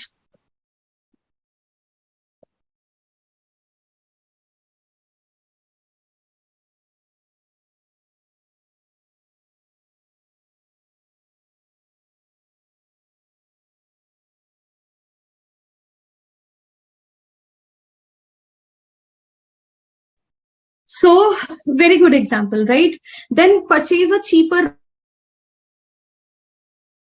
raw material, right? Then buy a raw material which is cheaper. Shift your business to a place where the labor are cheap. Like you can see, these American company, they have shifted in Asian company because in Asia, the labors are cheap. Their salary is cheap. Their expectations of salary is less, right? So they have all outsourced their process in India, China, these countries, right? So shift your business where the labor are cheap, buy the cheaper raw material, right? Produce the goods in volume. So when the total fixed cost divided by number of units, right? So if you increase the production, means if you increase the number of units, fixed cost per unit will reduce, which is known as economy of scale. Right? So they are saying focus on economy of scale, reduce the fixed cost per unit. If your production will be high, when you're producing huge unit altogether, fixed cost per unit will decrease. This is known as economy of scale. So they are just suggesting you these ways, but what I believe actually they are not very good strategies. The best strategy is to focus on lean system, reduce the cost, increase the value for the customer. That is the best business strategy, right? So you will see like Toyota company and most of the Japanese company, they work on this strategy. They focus on reducing the non-value-added activity. They focus on creating the value for the customer. And in this way, they create the value for the customer and they become the cost leader. All right. Otherwise, we can follow these strategies also, right? To reduce the cost of the product. All right. So in this way, you can see the company can become cost leader. So last one, let me discuss the last one also. So we have learned about the learning curve also. If you remember in last session, I showed you an image of learning curve also. So we have learned about the learning curve. When your labor is here, he is inefficient. He is new to the business, he is inefficient. Is new in the business. So the business is, when the labor is new in the business, he will do more mistakes, right? And he will waste the resource. When the labor will waste the resource, it will increase the cost.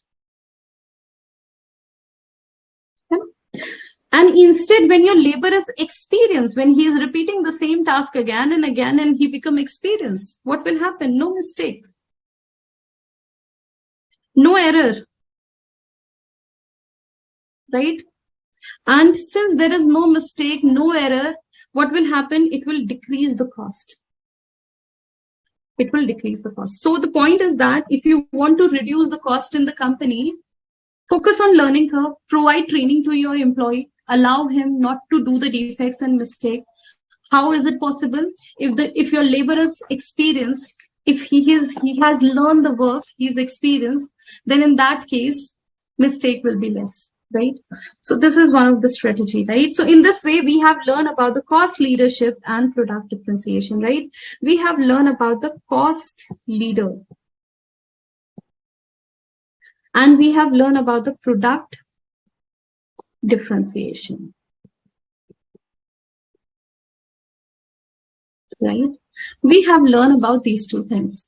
Product differentiation, your product can be different if you focus on value chain. Yeah. So in value chain, anywhere you can, it is possible to create a differentiation anywhere in your entire value chain. Similarly, cost leadership is possible. How? When you are studying the value chain, analyzing the value chain again, right? Again, this is the best strategy actually. Find the value-added activity, focus on it. Find the non-value-added activity, remove them, right? So in both the cases, cost leadership and product differentiation, you have to study the value chain. Now you can understand how important it is to know the value chain of a company, how important it is. All right, okay.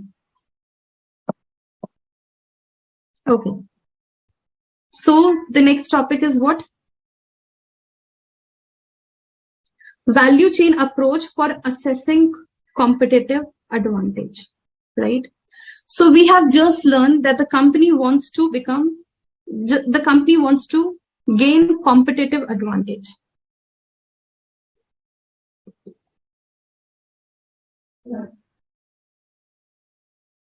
Company wants to gain competitive advantage, and we have learned that the company can gain the competitive advantage by studying the value chain. We have learned it, right? By studying the value chain of the company can gain the competitive advantage, right? So here you can see we have a value chain of a company.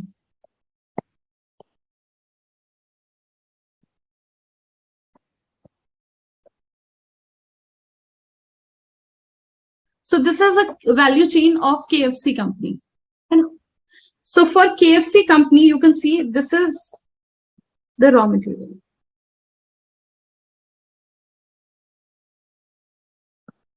Right. Input, right? So inbound logistic, process logistic, then outbound logistic, marketing and advertisement, after sales services, and we have the secondary activities which support the value chain primary activity. At the end, you will get the final product, KFC chickens, right? At the end, you will get the final product. Now, the point is that you can see here a value chain of a company, and you have learned that you can create cost differentiation, or you can create, no, not cost differentiation, product differentiation.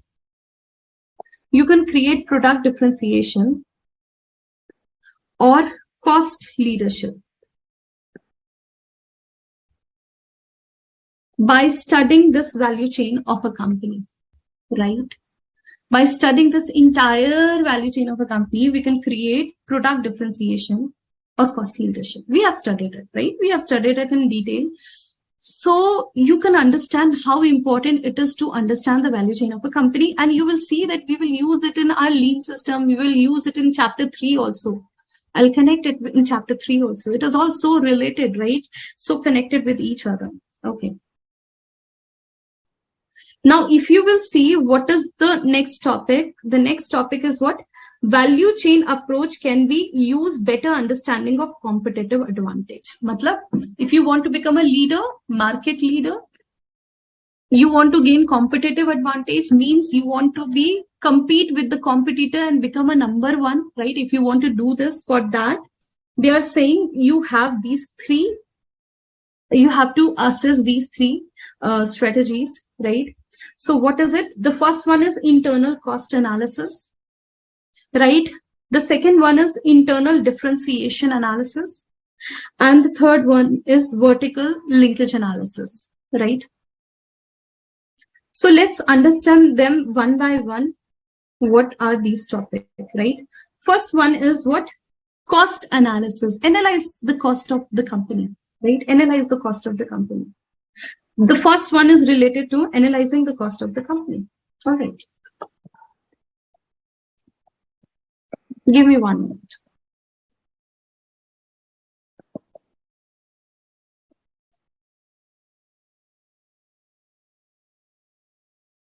So we will analyze, we will study all these topics.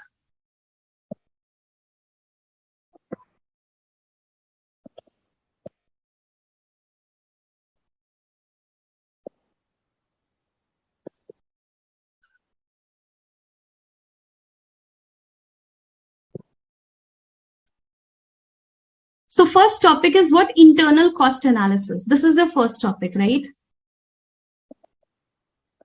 Internal cost analysis, right? So if you will study this first topic, you will find that internal cost analysis is all analyzing the cost of a company, right?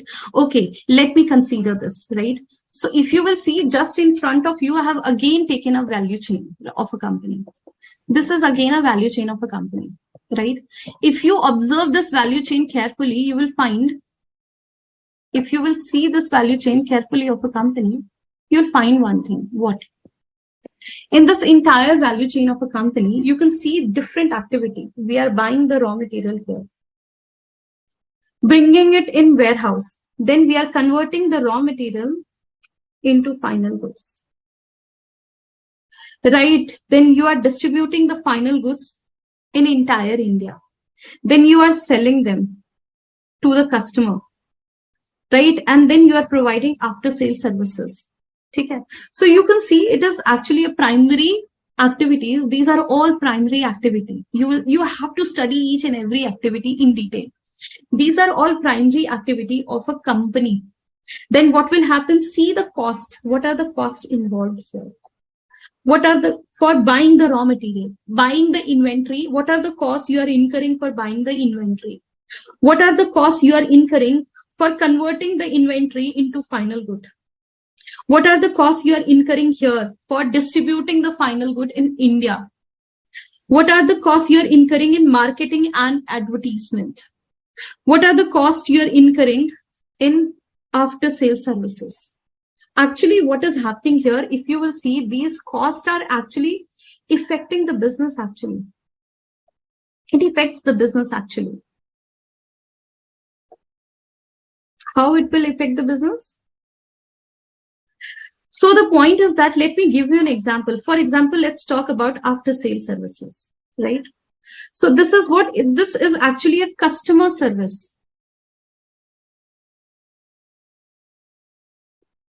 So company have customer services. Company have facility to provide customer services. है ना? Like you can see Amazon, Flipkart,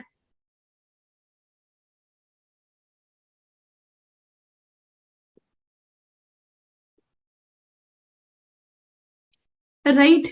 And in many other company like Ajio, Myntra, right? These companies, they provide excellent after sale services, and it is important for them because they are all e-commerce companies. If their services will not be good, what will happen? Customer will not buy the product online. So it is very important for them to provide good services. So the point is that, for example, the company is doing not strategically, this is not a good strategy. Not a good strategy, but what is happening, for example, company is removing customer service center. For example, company, earlier the company have 5 center, and now the company has reduced 2 of their center. So now they have only 3 centers, customer centers, only 3 customer center. Obviously, when the customer services centers will reduce, customer services will get reduced, and customer will not be happy with this, right? If the customer service will get reduced, customer will be unhappy. Customer will be unhappy, right?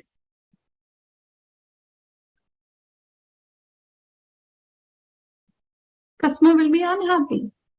Now, what will happen? If the customer will be unhappy, this may impact the sale of the company. This may impact the sale of the company.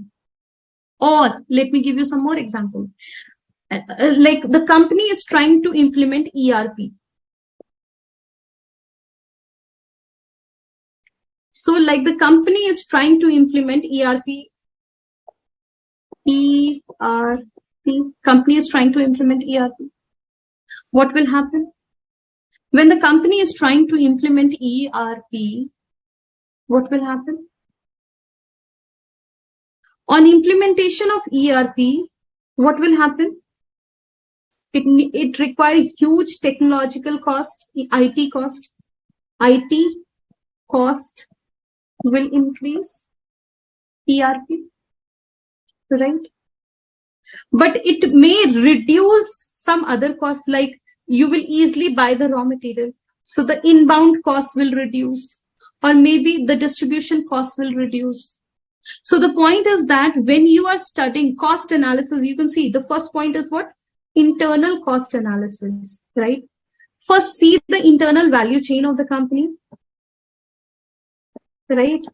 First, see the value chain of the company and then see what are the costs involved for different activity of the value chain. See the cost involved under different activity of value chain. Study them and study their relationship, right? Like here we have just studied. We have studied the different cost of different activity in the company, right? And then we are just trying to study their relationship. If we increase one type of cost, whether it is increasing some other cost or whether it is decreasing some other cost, what is the relationship in the entire value chain? What is the relationship? If you increase one type of cost, one cost of any activity, how it will impact the cost of other activity? It is important to understand. So here what we have done, if we increase the IT cost, it will reduce the inventory cost, inventory management cost. Or if you decrease here after sale services cost, if you want to decrease it,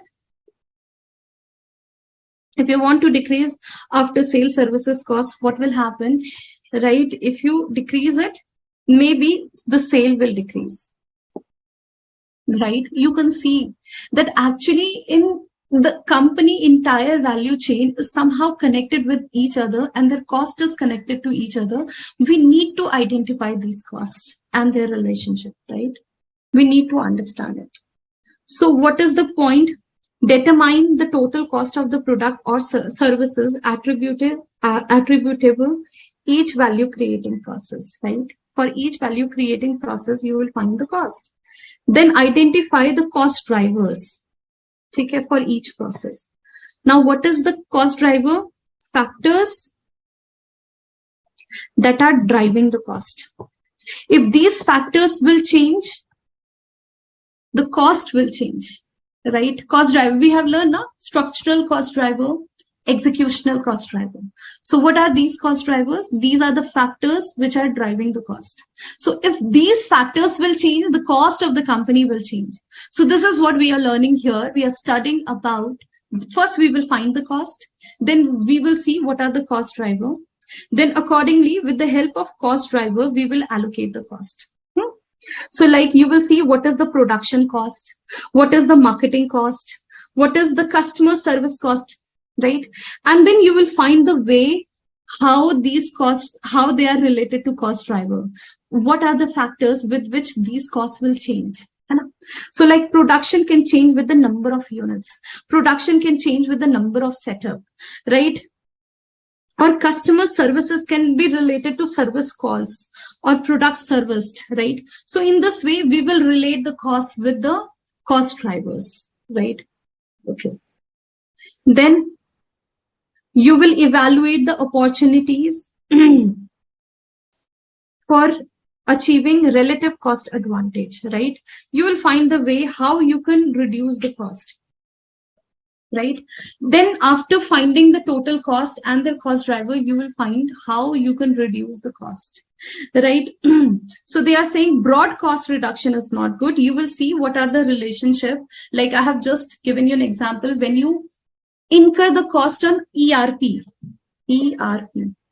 when you incur the cost on IT of the company, what will happen? Maybe the other processing cost, inbound cost, processing cost, outbound cost, marketing cost, maybe it will all reduce because with the help of ERP, you are integrating everything. Now the efforts required to connect one department with the other department will get reduced, right? So this may help the organization. Okay, so this is the point, right? This is the first point related to internal cost analysis. I'm just revising it again, right? So what is it? What is it? Internal cost analysis. I'm just revising it for you again. right?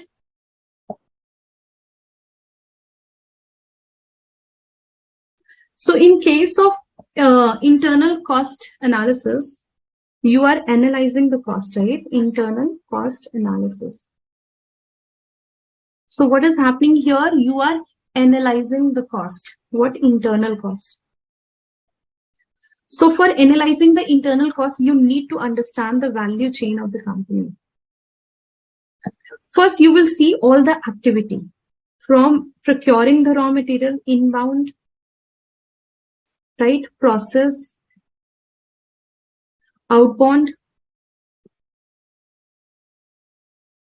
marketing, after sale,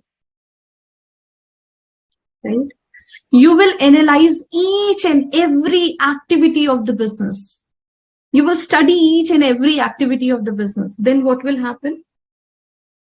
You will find the cost of each activities. What are these costs, right? You will find the cost of each activities. Cost.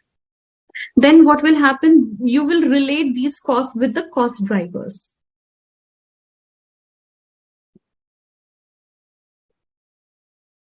Right? You will relate them with the drivers. You will allocate the cost. Then what will happen? You will find the way, you will explore the way how you can reduce the cost.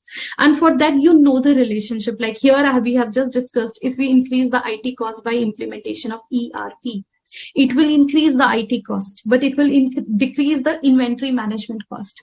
It will decrease the processing cost. It will decrease the distribution cost. So you will study after that. After reporting the cost, after finding the cost driver, allocating the cost, you will see how they are impacting each other, right? So this is what cost analysis. You are analyzing the cost of the company, right? This is cost analysis. Okay. Now, if you will see here, we have the next topic. What is the next topic? Internal differentiation analysis. The next topic is internal differentiation analysis. Now, let's try to understand the internal differentiation analysis.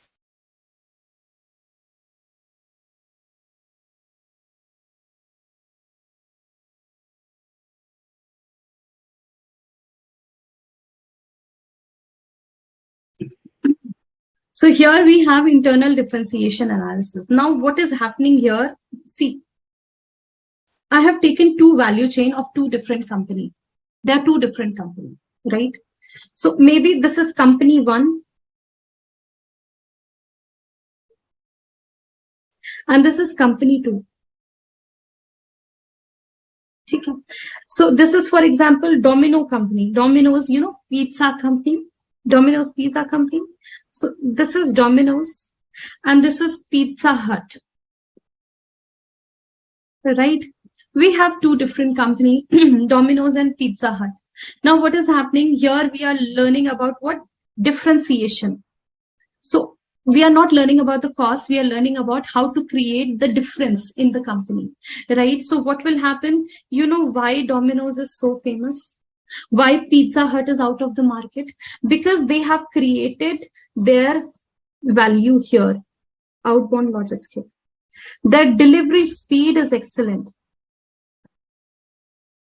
30-minute, nahi to free. So if you ordered pizza through Domino's, order it through their application, you will get the pizza within 30 minutes.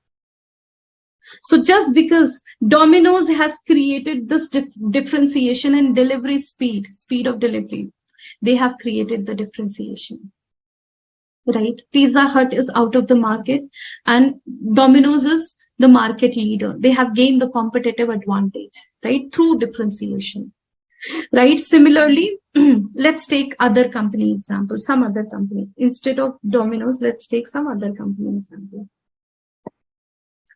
So let's talk about, I have just discussed this, but I'm just discussing it again. It comes again, right? So two companies like Amul chocolate and Dairy Milk chocolate, Amul and Dairy Milk. We have these two different chocolate companies. So why Dairy Milk chocolate is so famous? Because of their marketing strategy, smart marketing strategy. Their marketing, advertisement and marketing strategies are very smart. They have just introduced the chocolate as a substitute of sweets in India. You know, we love sweets and we celebrate so many festivals. In 1 year, you can see we have list of festivals. Almost 1 month, 30 days, we celebrate festivals. So, and we use sweets. So they found it as a big market for dairy milk, and they substitute. They showed that in their advertisement and marketing, they showed chocolate as a substitute of sweets.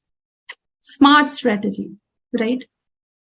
Okay, so this is how they have created the differentiation, but through what companies, through creating differentiation in companies' value chain, right? Similarly, let me give you some more example. Let me give you some more example. Okay, after sales services. So one company and second company. This is Amazon. Amazon provide excellent after sales services. Purchase the product from Amazon. If you don't like it, just return it. You will get the refund immediately. What is it? After sales services is very good, right? So because of after sales services, they have created the differentiation. So here what we are studying, here we are studying about what? Differentiation, how the company creates the differentiation, internal differentiation analysis, how the company creates the differentiation. All right. So if you will go here,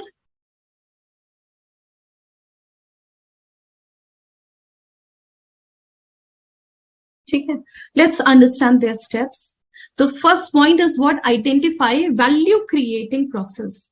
Study the entire value chain, find what are the value added activities, value creating activities. Find it now. Study the entire value chain of the company, find the value creating activities of the company, value added activities, right? After that, evaluate differentiation strategies of enhancing customer value. Now study how you can create the customer value through differentiation in values, right? Value means you're giving customer something which is very valuable and customer is happily willing to pay money. You're giving such benefit to the customer. You are giving such comfort to the customer for which the customer is happily willing to pay you the money, right? Okay. So if you will see here, what is happening, if you will see here, how will you create the differentiation strategy? How will you create differentiation? Okay. By focusing on the customer value. Okay. So we have some example here. Let's understand. Like we have just discussed on-time delivery. So this is a case of Domino's. I have just discussed. So why Domino's is famous? On-time delivery. 30-minute nahi to free. On-time delivery. They promised and they fulfilled their promise. They never fail to fulfill their promise. So because of that, what is happening? They have created the differentiation, creating the value to the customer through differentiation in marketing and distribution activities. Similarly, if you will see what, like customer service, your after sales services or customer service is excellent, right? Like Amazon, like here they are discussing about some hotels, like 7-star hotel, right? 7-star hotels or 5-star hotels, right? What their customer service is very good. Cleanliness, they're very clean, they're very clean, and you know, so for that reason they're providing excellent customer service, and because of which they have created the differentiation. All right, next is superior features in product, premium car phones. So the car is premium or the phone is very high quality. Car is premium like Mercedes, Audi, Mercedes. Phone means iPhone. So if you will see, their features are unique. For that reason, they have created the differentiation. Or you have superior, or through superior brand image, like Google, Apple, Tata have created superior brand image or the best quality. They are producing the best quality product. Okay. So in this way, they have created the differentiation. So what we have studied here about the internal differentiation analysis. So if you remember, just revising it again, here we have studied the value chain and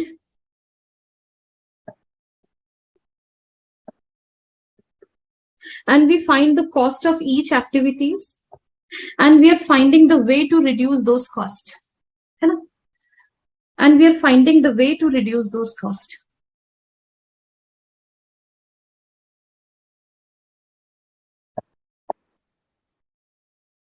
Right, we are finding the way to reduce those costs. And we are finding the way the costs are related of one activity with the other activity. This is what internal cost analysis. And in case of internal differentiation analysis, again, you are studying the value chain of a company. And then you're finding the place or the activity where you can create the differentiation. In activity.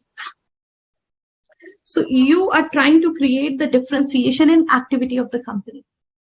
Then the next is vertical linkage analysis. Let's try to understand the last topic. Vertical linkage analysis. So if you will see, this is the entire value chain of a company. This is the entire value chain of a company. Right now, the point is that if you will talk about the company's value chain, it is actually, if you will see, this is a very good example. So this is the value chain of the company, value chain of company, right? And this is the value chain of entire industry, value chain of industry. And this is the value chain of entire industry. And in this value chain, for the company, you will see what is upstream and what is downstream. For the company's value chain, the relationship with the supplier is upstream. And for the company's value chain, the relationship with the customer or the buyer is downstream. So we will study the value chain of the company. We will see how the company's value chain is related to the customer. We will see how the company's value chain is related to it is related to the customer and it is related to the supplier. Its relationship with the supplier is upstream and its relationship with the customer is downstream. Right? We will study this relationship here. All right, we will study this relationship here. So if you remember, I have taken this image also earlier.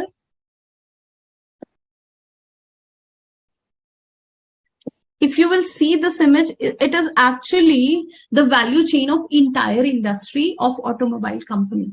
So you can see here, they are buying the raw material. These are all raw material, right? This is all production process. Right? And this is all output or after sale services. But this is what value chain of entire industry, and any company can work here anywhere, right? Like you can see here, they have given you example here. Like you can see, like Roofling Limited or Nishche House of Plastic. Like here, City Tires. So you know there are tire company, MRF company, Polo company, right? There are many tires companies, those who are just engaged in manufacturing the tires of the cars or vehicle. So there are some companies, those who are just engaged in manufacturing the seats. There are some companies, those who are just engaged in preparing the small components or the part of the cars. They're not engaged in entire business. Similarly, there are some companies, those who are just engaged in assembly. They just buy the different component and they assemble it and they supply it, right? So there are some companies, right? And there are some companies, those who are just engaged in dealership. They buy the car and they sell it. There are some companies, those who are just engaged in after sale services. So a company can engage in any of the activity of entire value chain of industry, right? So the point is that industry value chain is different, company's value chain is different. And for example, if a company is working anywhere in this entire industry value chain, let me take an example. Give me one example. Give me 1 minute. So for example, a company is engaged here in production of car. Right? They are buying what? They are engaged here in production. Okay. So for the production, they are buying the raw material. What type of raw material? For producing a car, we need tires. They are buying the raw material, tires. We need seats. We need other component which will be placed in the car. So the point is that this company who is doing assembly, right, is their process of production, right? And what is the input for them? They buy the tires, they buy the other component, they buy the other seats, other parts which is required in assembly of the car. They produce the final good or output, and then they sell it. Simple. They produce the output and sell it. So this is entire value chain of the company, right? Okay. Now let's see, what do we have here? They are talking about the vertical linkage analysis, matlab linkage of the company's value chain. So see, what is the meaning of this? Company value chain of what? Company. So it's link with the supplier and it's link with the customer or buyer. Is what vertical linkage analysis. You will study here about the company, how the company is linked with the supplier and is linked with the customer. So for example, here the company's business is assembly of car. This is the business of the company. The company's business is assembly of car. So for car assembly, they need tires. So tire manufacturing company is their supplier. Maybe MRF is their supplier. Tire manufacturing company is the supplier, right? And when they purchase the car, dealer, those who will sell the car, those dealer are their customer. So here what will happen, you will study how the company's value chain is related with the supplier, is related to the customer, how your own business of assembling the component and prepare a car is related to the business of tire manufacturing company, and how it is related to dealer company, right? So studying this will come under vertical linkage analysis. When you want to study this will come under vertical linkage analysis.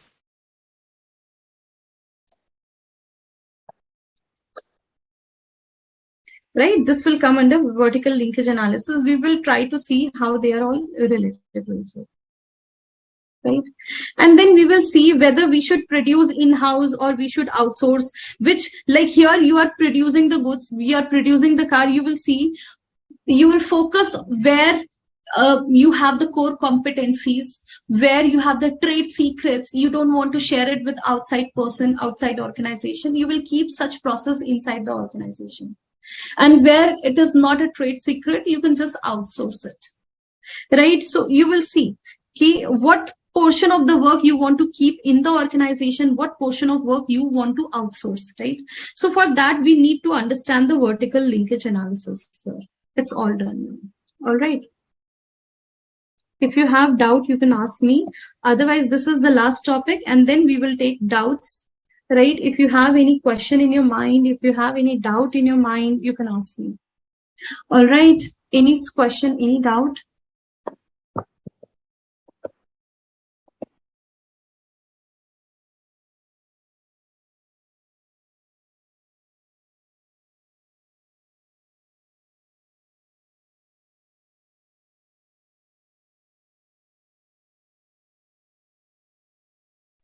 Yes, if you have any question, you have any doubt, please ask me.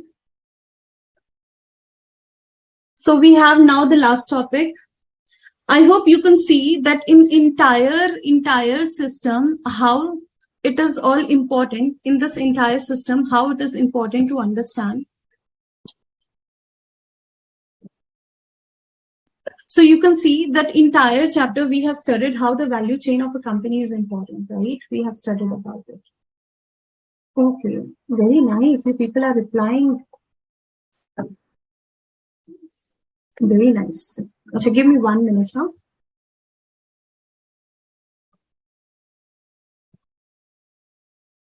Cadbury, Colgate. Okay, so now let's understand the mission, vision, and objective of a company. What is the mission? You can see every company prepare their mission statement, vision statement, right? The company prepare the mission statement, vision statement. Company prepare their goal, their objective. Now let's try to understand what is the meaning of vision statement, mission statement, goal and objective of a company, right? Okay, so I have prepared this image to make it very easy for you to understand it, right? So what is happening here, if you will see, what is mission statement of a company?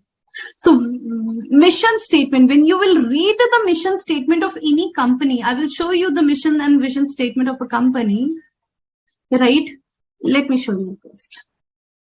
So you can see here, I have taken the mission statement and vision statement of Google company. I've taken the mission and vision statement of Google company. So what is the mission statement of a company, Google company? To organize world's information and make it universally accessible and useful. If you will see the vision statement of company, Google company, to provide access to world's information in one click. So the point is that if you will see, every company writes their mission and vision statement. Every company, you can just search on internet. You'll find the mission and vision of Amazon. You'll find mission and vision of Microsoft. You will find the mission and vision statement of any company, Warby Parker, vision statement of a company. How it is different? Sometime, I mean, when I was a child, I always get confused between the mission and vision statement. It looks same. Now let's try to understand the difference. So if you will see, what is mission statement of a company? Why does the company exist? Oh, what is the reason of existence of the company? What problem they will solve with the existence? You know? So mission statement, through mission statement, what will you get? Why the company exists? Why the company exists? What problem they will solve with their existence, right? What problem they will solve with their existence, why the company exists. It's all written in mission statement of the company, why the company exists, right? So if you will see here, let's read the mission statement of Google company. So what is the mission statement of Google company? Let's see. So what we are saying, what is the mission statement? Why company exist? Why they exist? So you will see that they are existing because they want to organize the information. Say yes or no. Google search engine helped to organize the information. For that reason, you know, ranking, algorithm of Google includes ranking of information. So when you search something on internet, you will get the most accurate, highest ranking information first, right? So this is how the algorithm of Google works. The most accurate information you will get first, right? So the Google organized the information. All right, this is why the company exists. You get the answer from mission statement, to organize the information. Okay, so what is vision statement then, ma'am? Vision means what? Vision means what company wants to achieve,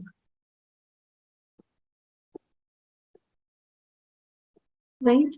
What does the company wants to achieve will be given in vision statement of the company. So actually, if you will see, mission represent the present scenario. Why the company exists now? is a present scenario. And what the company wants to achieve in future is a vision statement. What the company wants to achieve in future is a vision statement. All right. So vision is what the company wants to achieve. And mission is why the company exists. Now let's see the vision statement of Google company. What Google wants to achieve in future, right? See what is given here. Provide access to world's information in one click. Just write something on Google, just one click, you will get all the information. So their vision is what? To answer every question. Whatever the question you will ask to the Google will answer it. You write it, how to do this, you will get the answer. How to cook Maggie, you will get the answer. So on one click, you will get all the information. This is their vision, right? This is their vision. So vision means what? What the company wants to achieve, how they want to make their Google server, right? It should solve each and every problem of the customer. They just want to make it in such a way that it solve all the problem of the customer. This is Google. All right. Okay. Now the question is, mission and vision is clear. Mission means why the company exists right now, why the company exists. Vision means what the company wants to achieve is vision, right? Now goal and objective. So what is the goal of the company? Goal is what need to be done in order to achieve the mission and vision, right? Company have the mission statement, company have the vision statement. In order to achieve the vision of the company, what to be done? What to be done, right?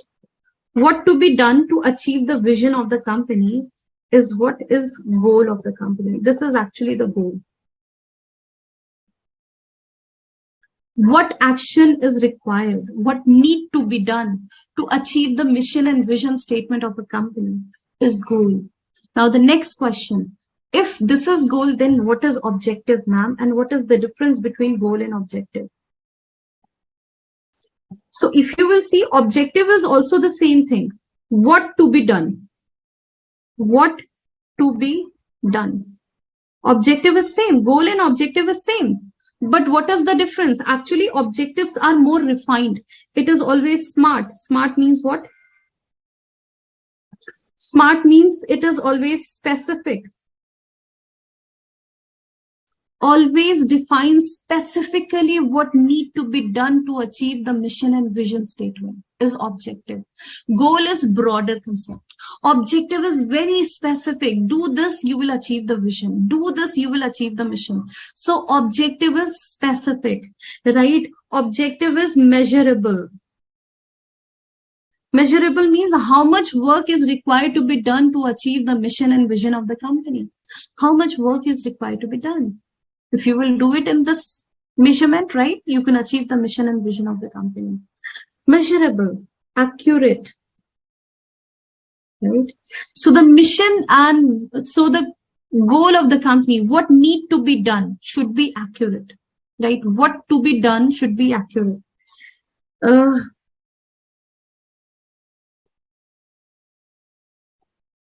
And timely. Right? So it should be relevant, not reliable. So it's relevant.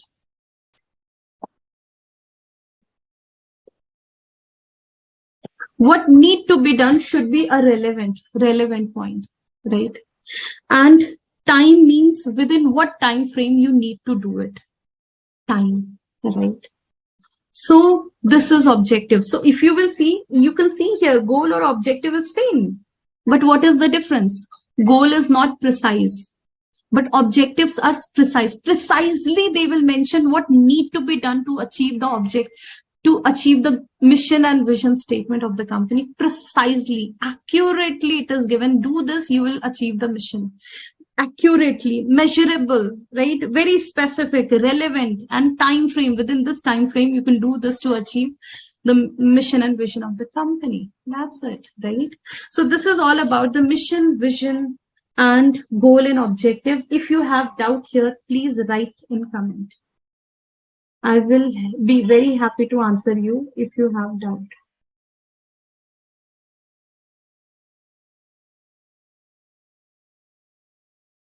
If you have doubt, please write and comment.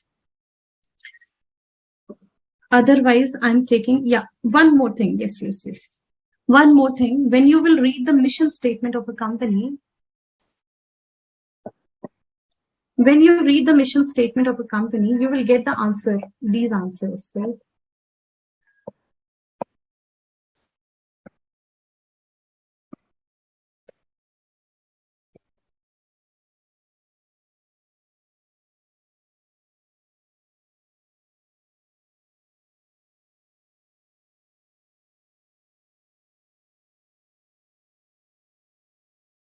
So when you study the mission statement of a company, you will get the answer of these questions.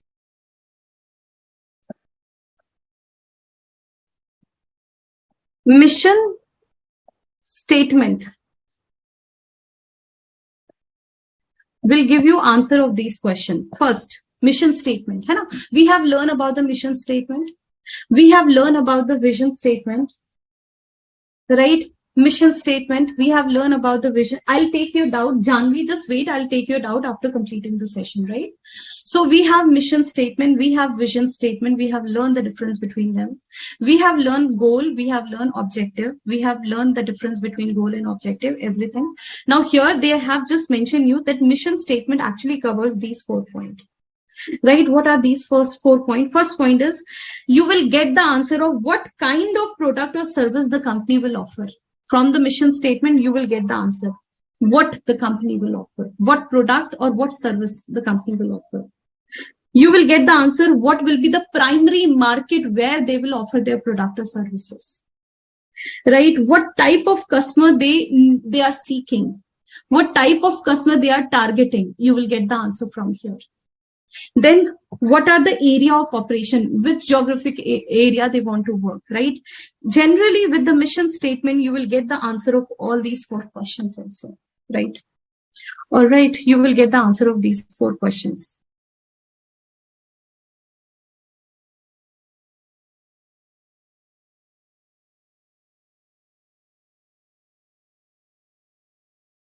Okay, so we have one more topic left, which is value shop model.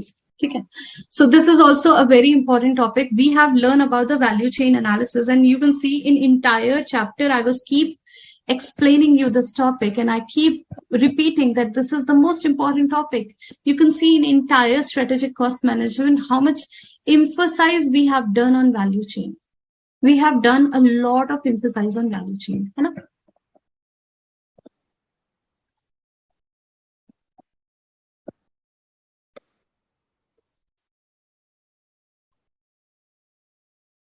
Now you will see just in front of you, I have taken an image, and this image is actually showing you the difference between the value chain and value shop. Okay. So actually they are related to each other. For that reason, I have taken them first together, right? So value chain we have studied, and we have studied, it is very important to understand the value chain of every company, to study each and every activity of the company. Very important. Then we are studying about the value shop. And what is the difference? The difference is that value chain is applicable in case of production. So when you are producing the goods, production, when you are producing the goods, you can apply the value chain. And when you're providing the services, you can apply the value shop. For the production, we can apply the value chain, and for the services, we can apply the value shop. All right. For production, we can apply the value chain, and for the, so you can see the business can be either of manufacturing related business, or it is service related business, right? Manufacturing or trading business. But the business either will be related to goods or it will be related to services. Right? So if the business is related to goods, you're manufacturing the goods, or you're trading with the goods, right? In that case, we apply the value chain. And if it is related to services, we apply the value shop. This is the primary difference. Second difference, that in both value chain and supply chain, in both the cases, secondary activities are same, but primary activities are different, right? So like you can see, primary activity means inbound logistic operation, outbound logistic, marketing, and then after sale services. These are all primary activity. What are the secondary activity? Supporting activity. 4 supporting activity are the secondary activities. So, right, it's about the value chain. If you will see here in value shop also, those 4 activities, supporting activities are present here in both the cases, right? Supporting activity. Supporting activity is here and supporting activity is here, right? Supporting activity is here, but primary activities is different. Here primary activity is this. So if you will see, actually value chain is focused on adding the value in the activities, adding values, right? In the activity of the company, value chain focused on adding the value in the activity of the company, while value shop is focused on solving the problem. It doesn't focus on problems, sorry.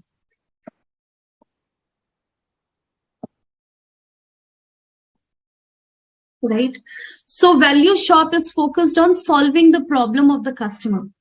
It is not focused on what creating the values. They're not focusing on value-added activities. They're not focusing on removing the non-value-added activity. No. Value shop is not focusing on removing the non-value-added activity.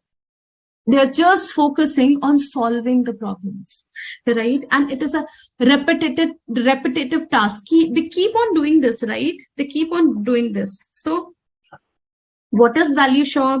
The value shop, you can see this is the secondary activity.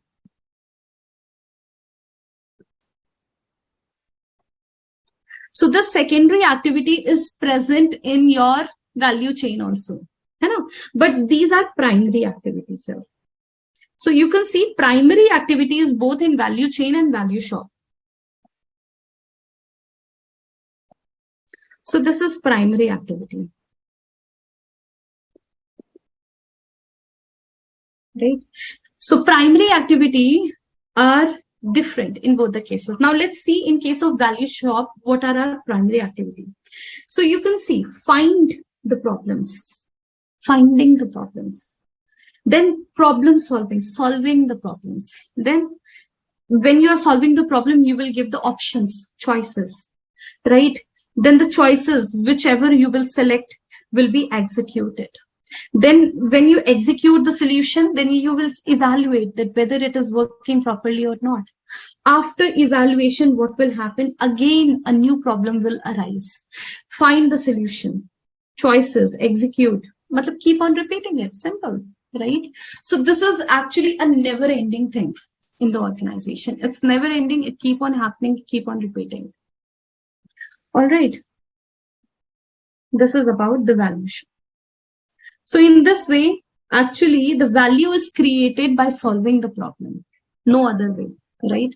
So here, what is happening? They are creating the values by solving the problems. That's it, right? So this is how we have studied everything. I tried to cover each and every topic, and I tried to cover each and every topic in details, right? Now, if you have any doubt, you can ask me. All right. Any doubt, for any doubt, you can ask me. All right. So I'm just reading your doubts. I have your doubts.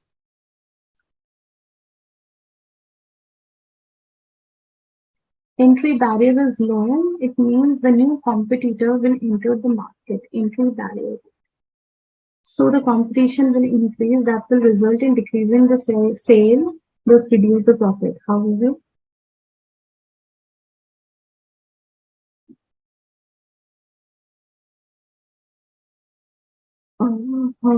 threat of new entrant.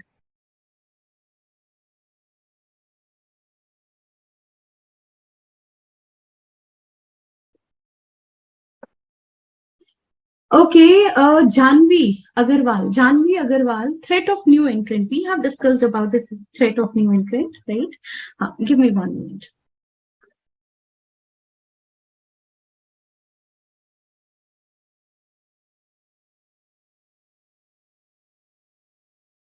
So we have discussed about the threat of new entrant.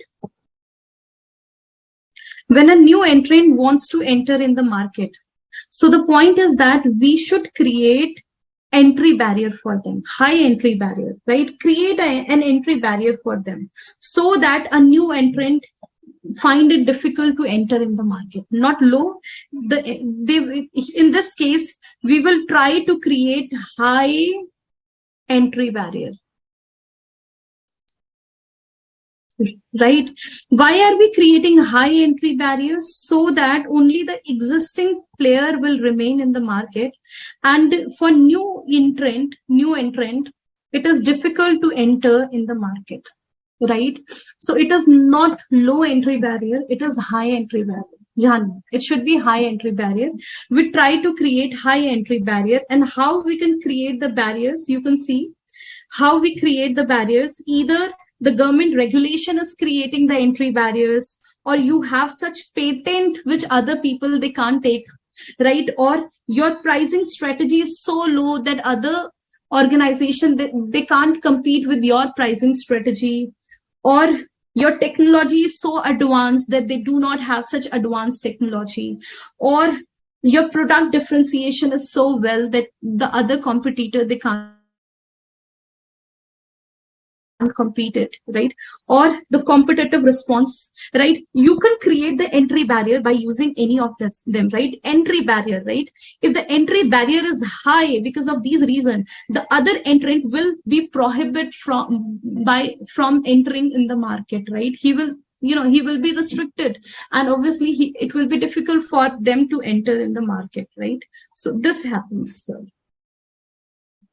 right? So you can see here, by legal factor, by patent, copyright, by a high technology, right?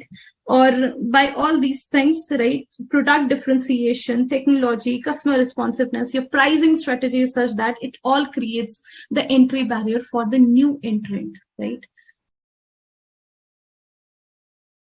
All right. Is it okay?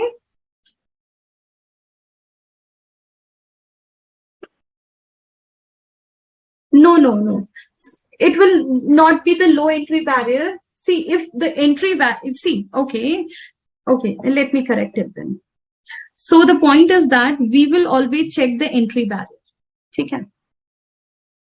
In the market, we always check the entry barrier, right?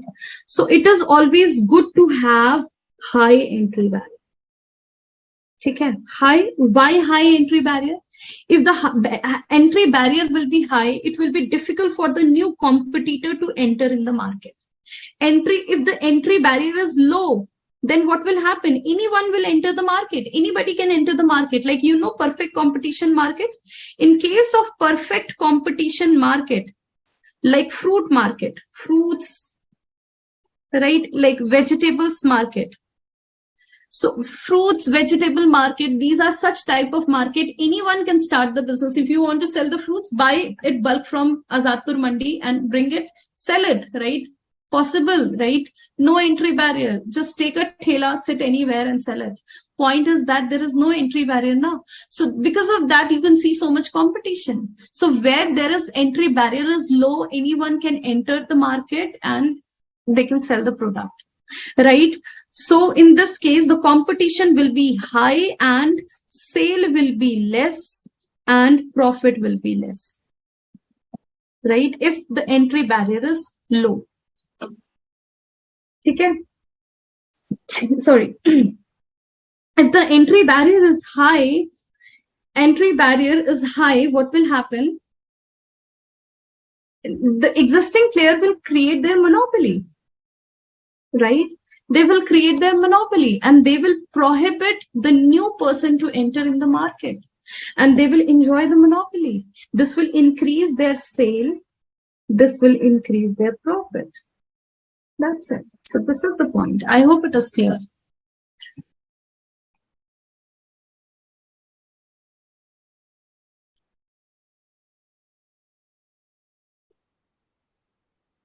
Okay. So with this, I'm just winding up the session, and we will be meeting tomorrow. So have a nice day, all of you. Bye. Take care.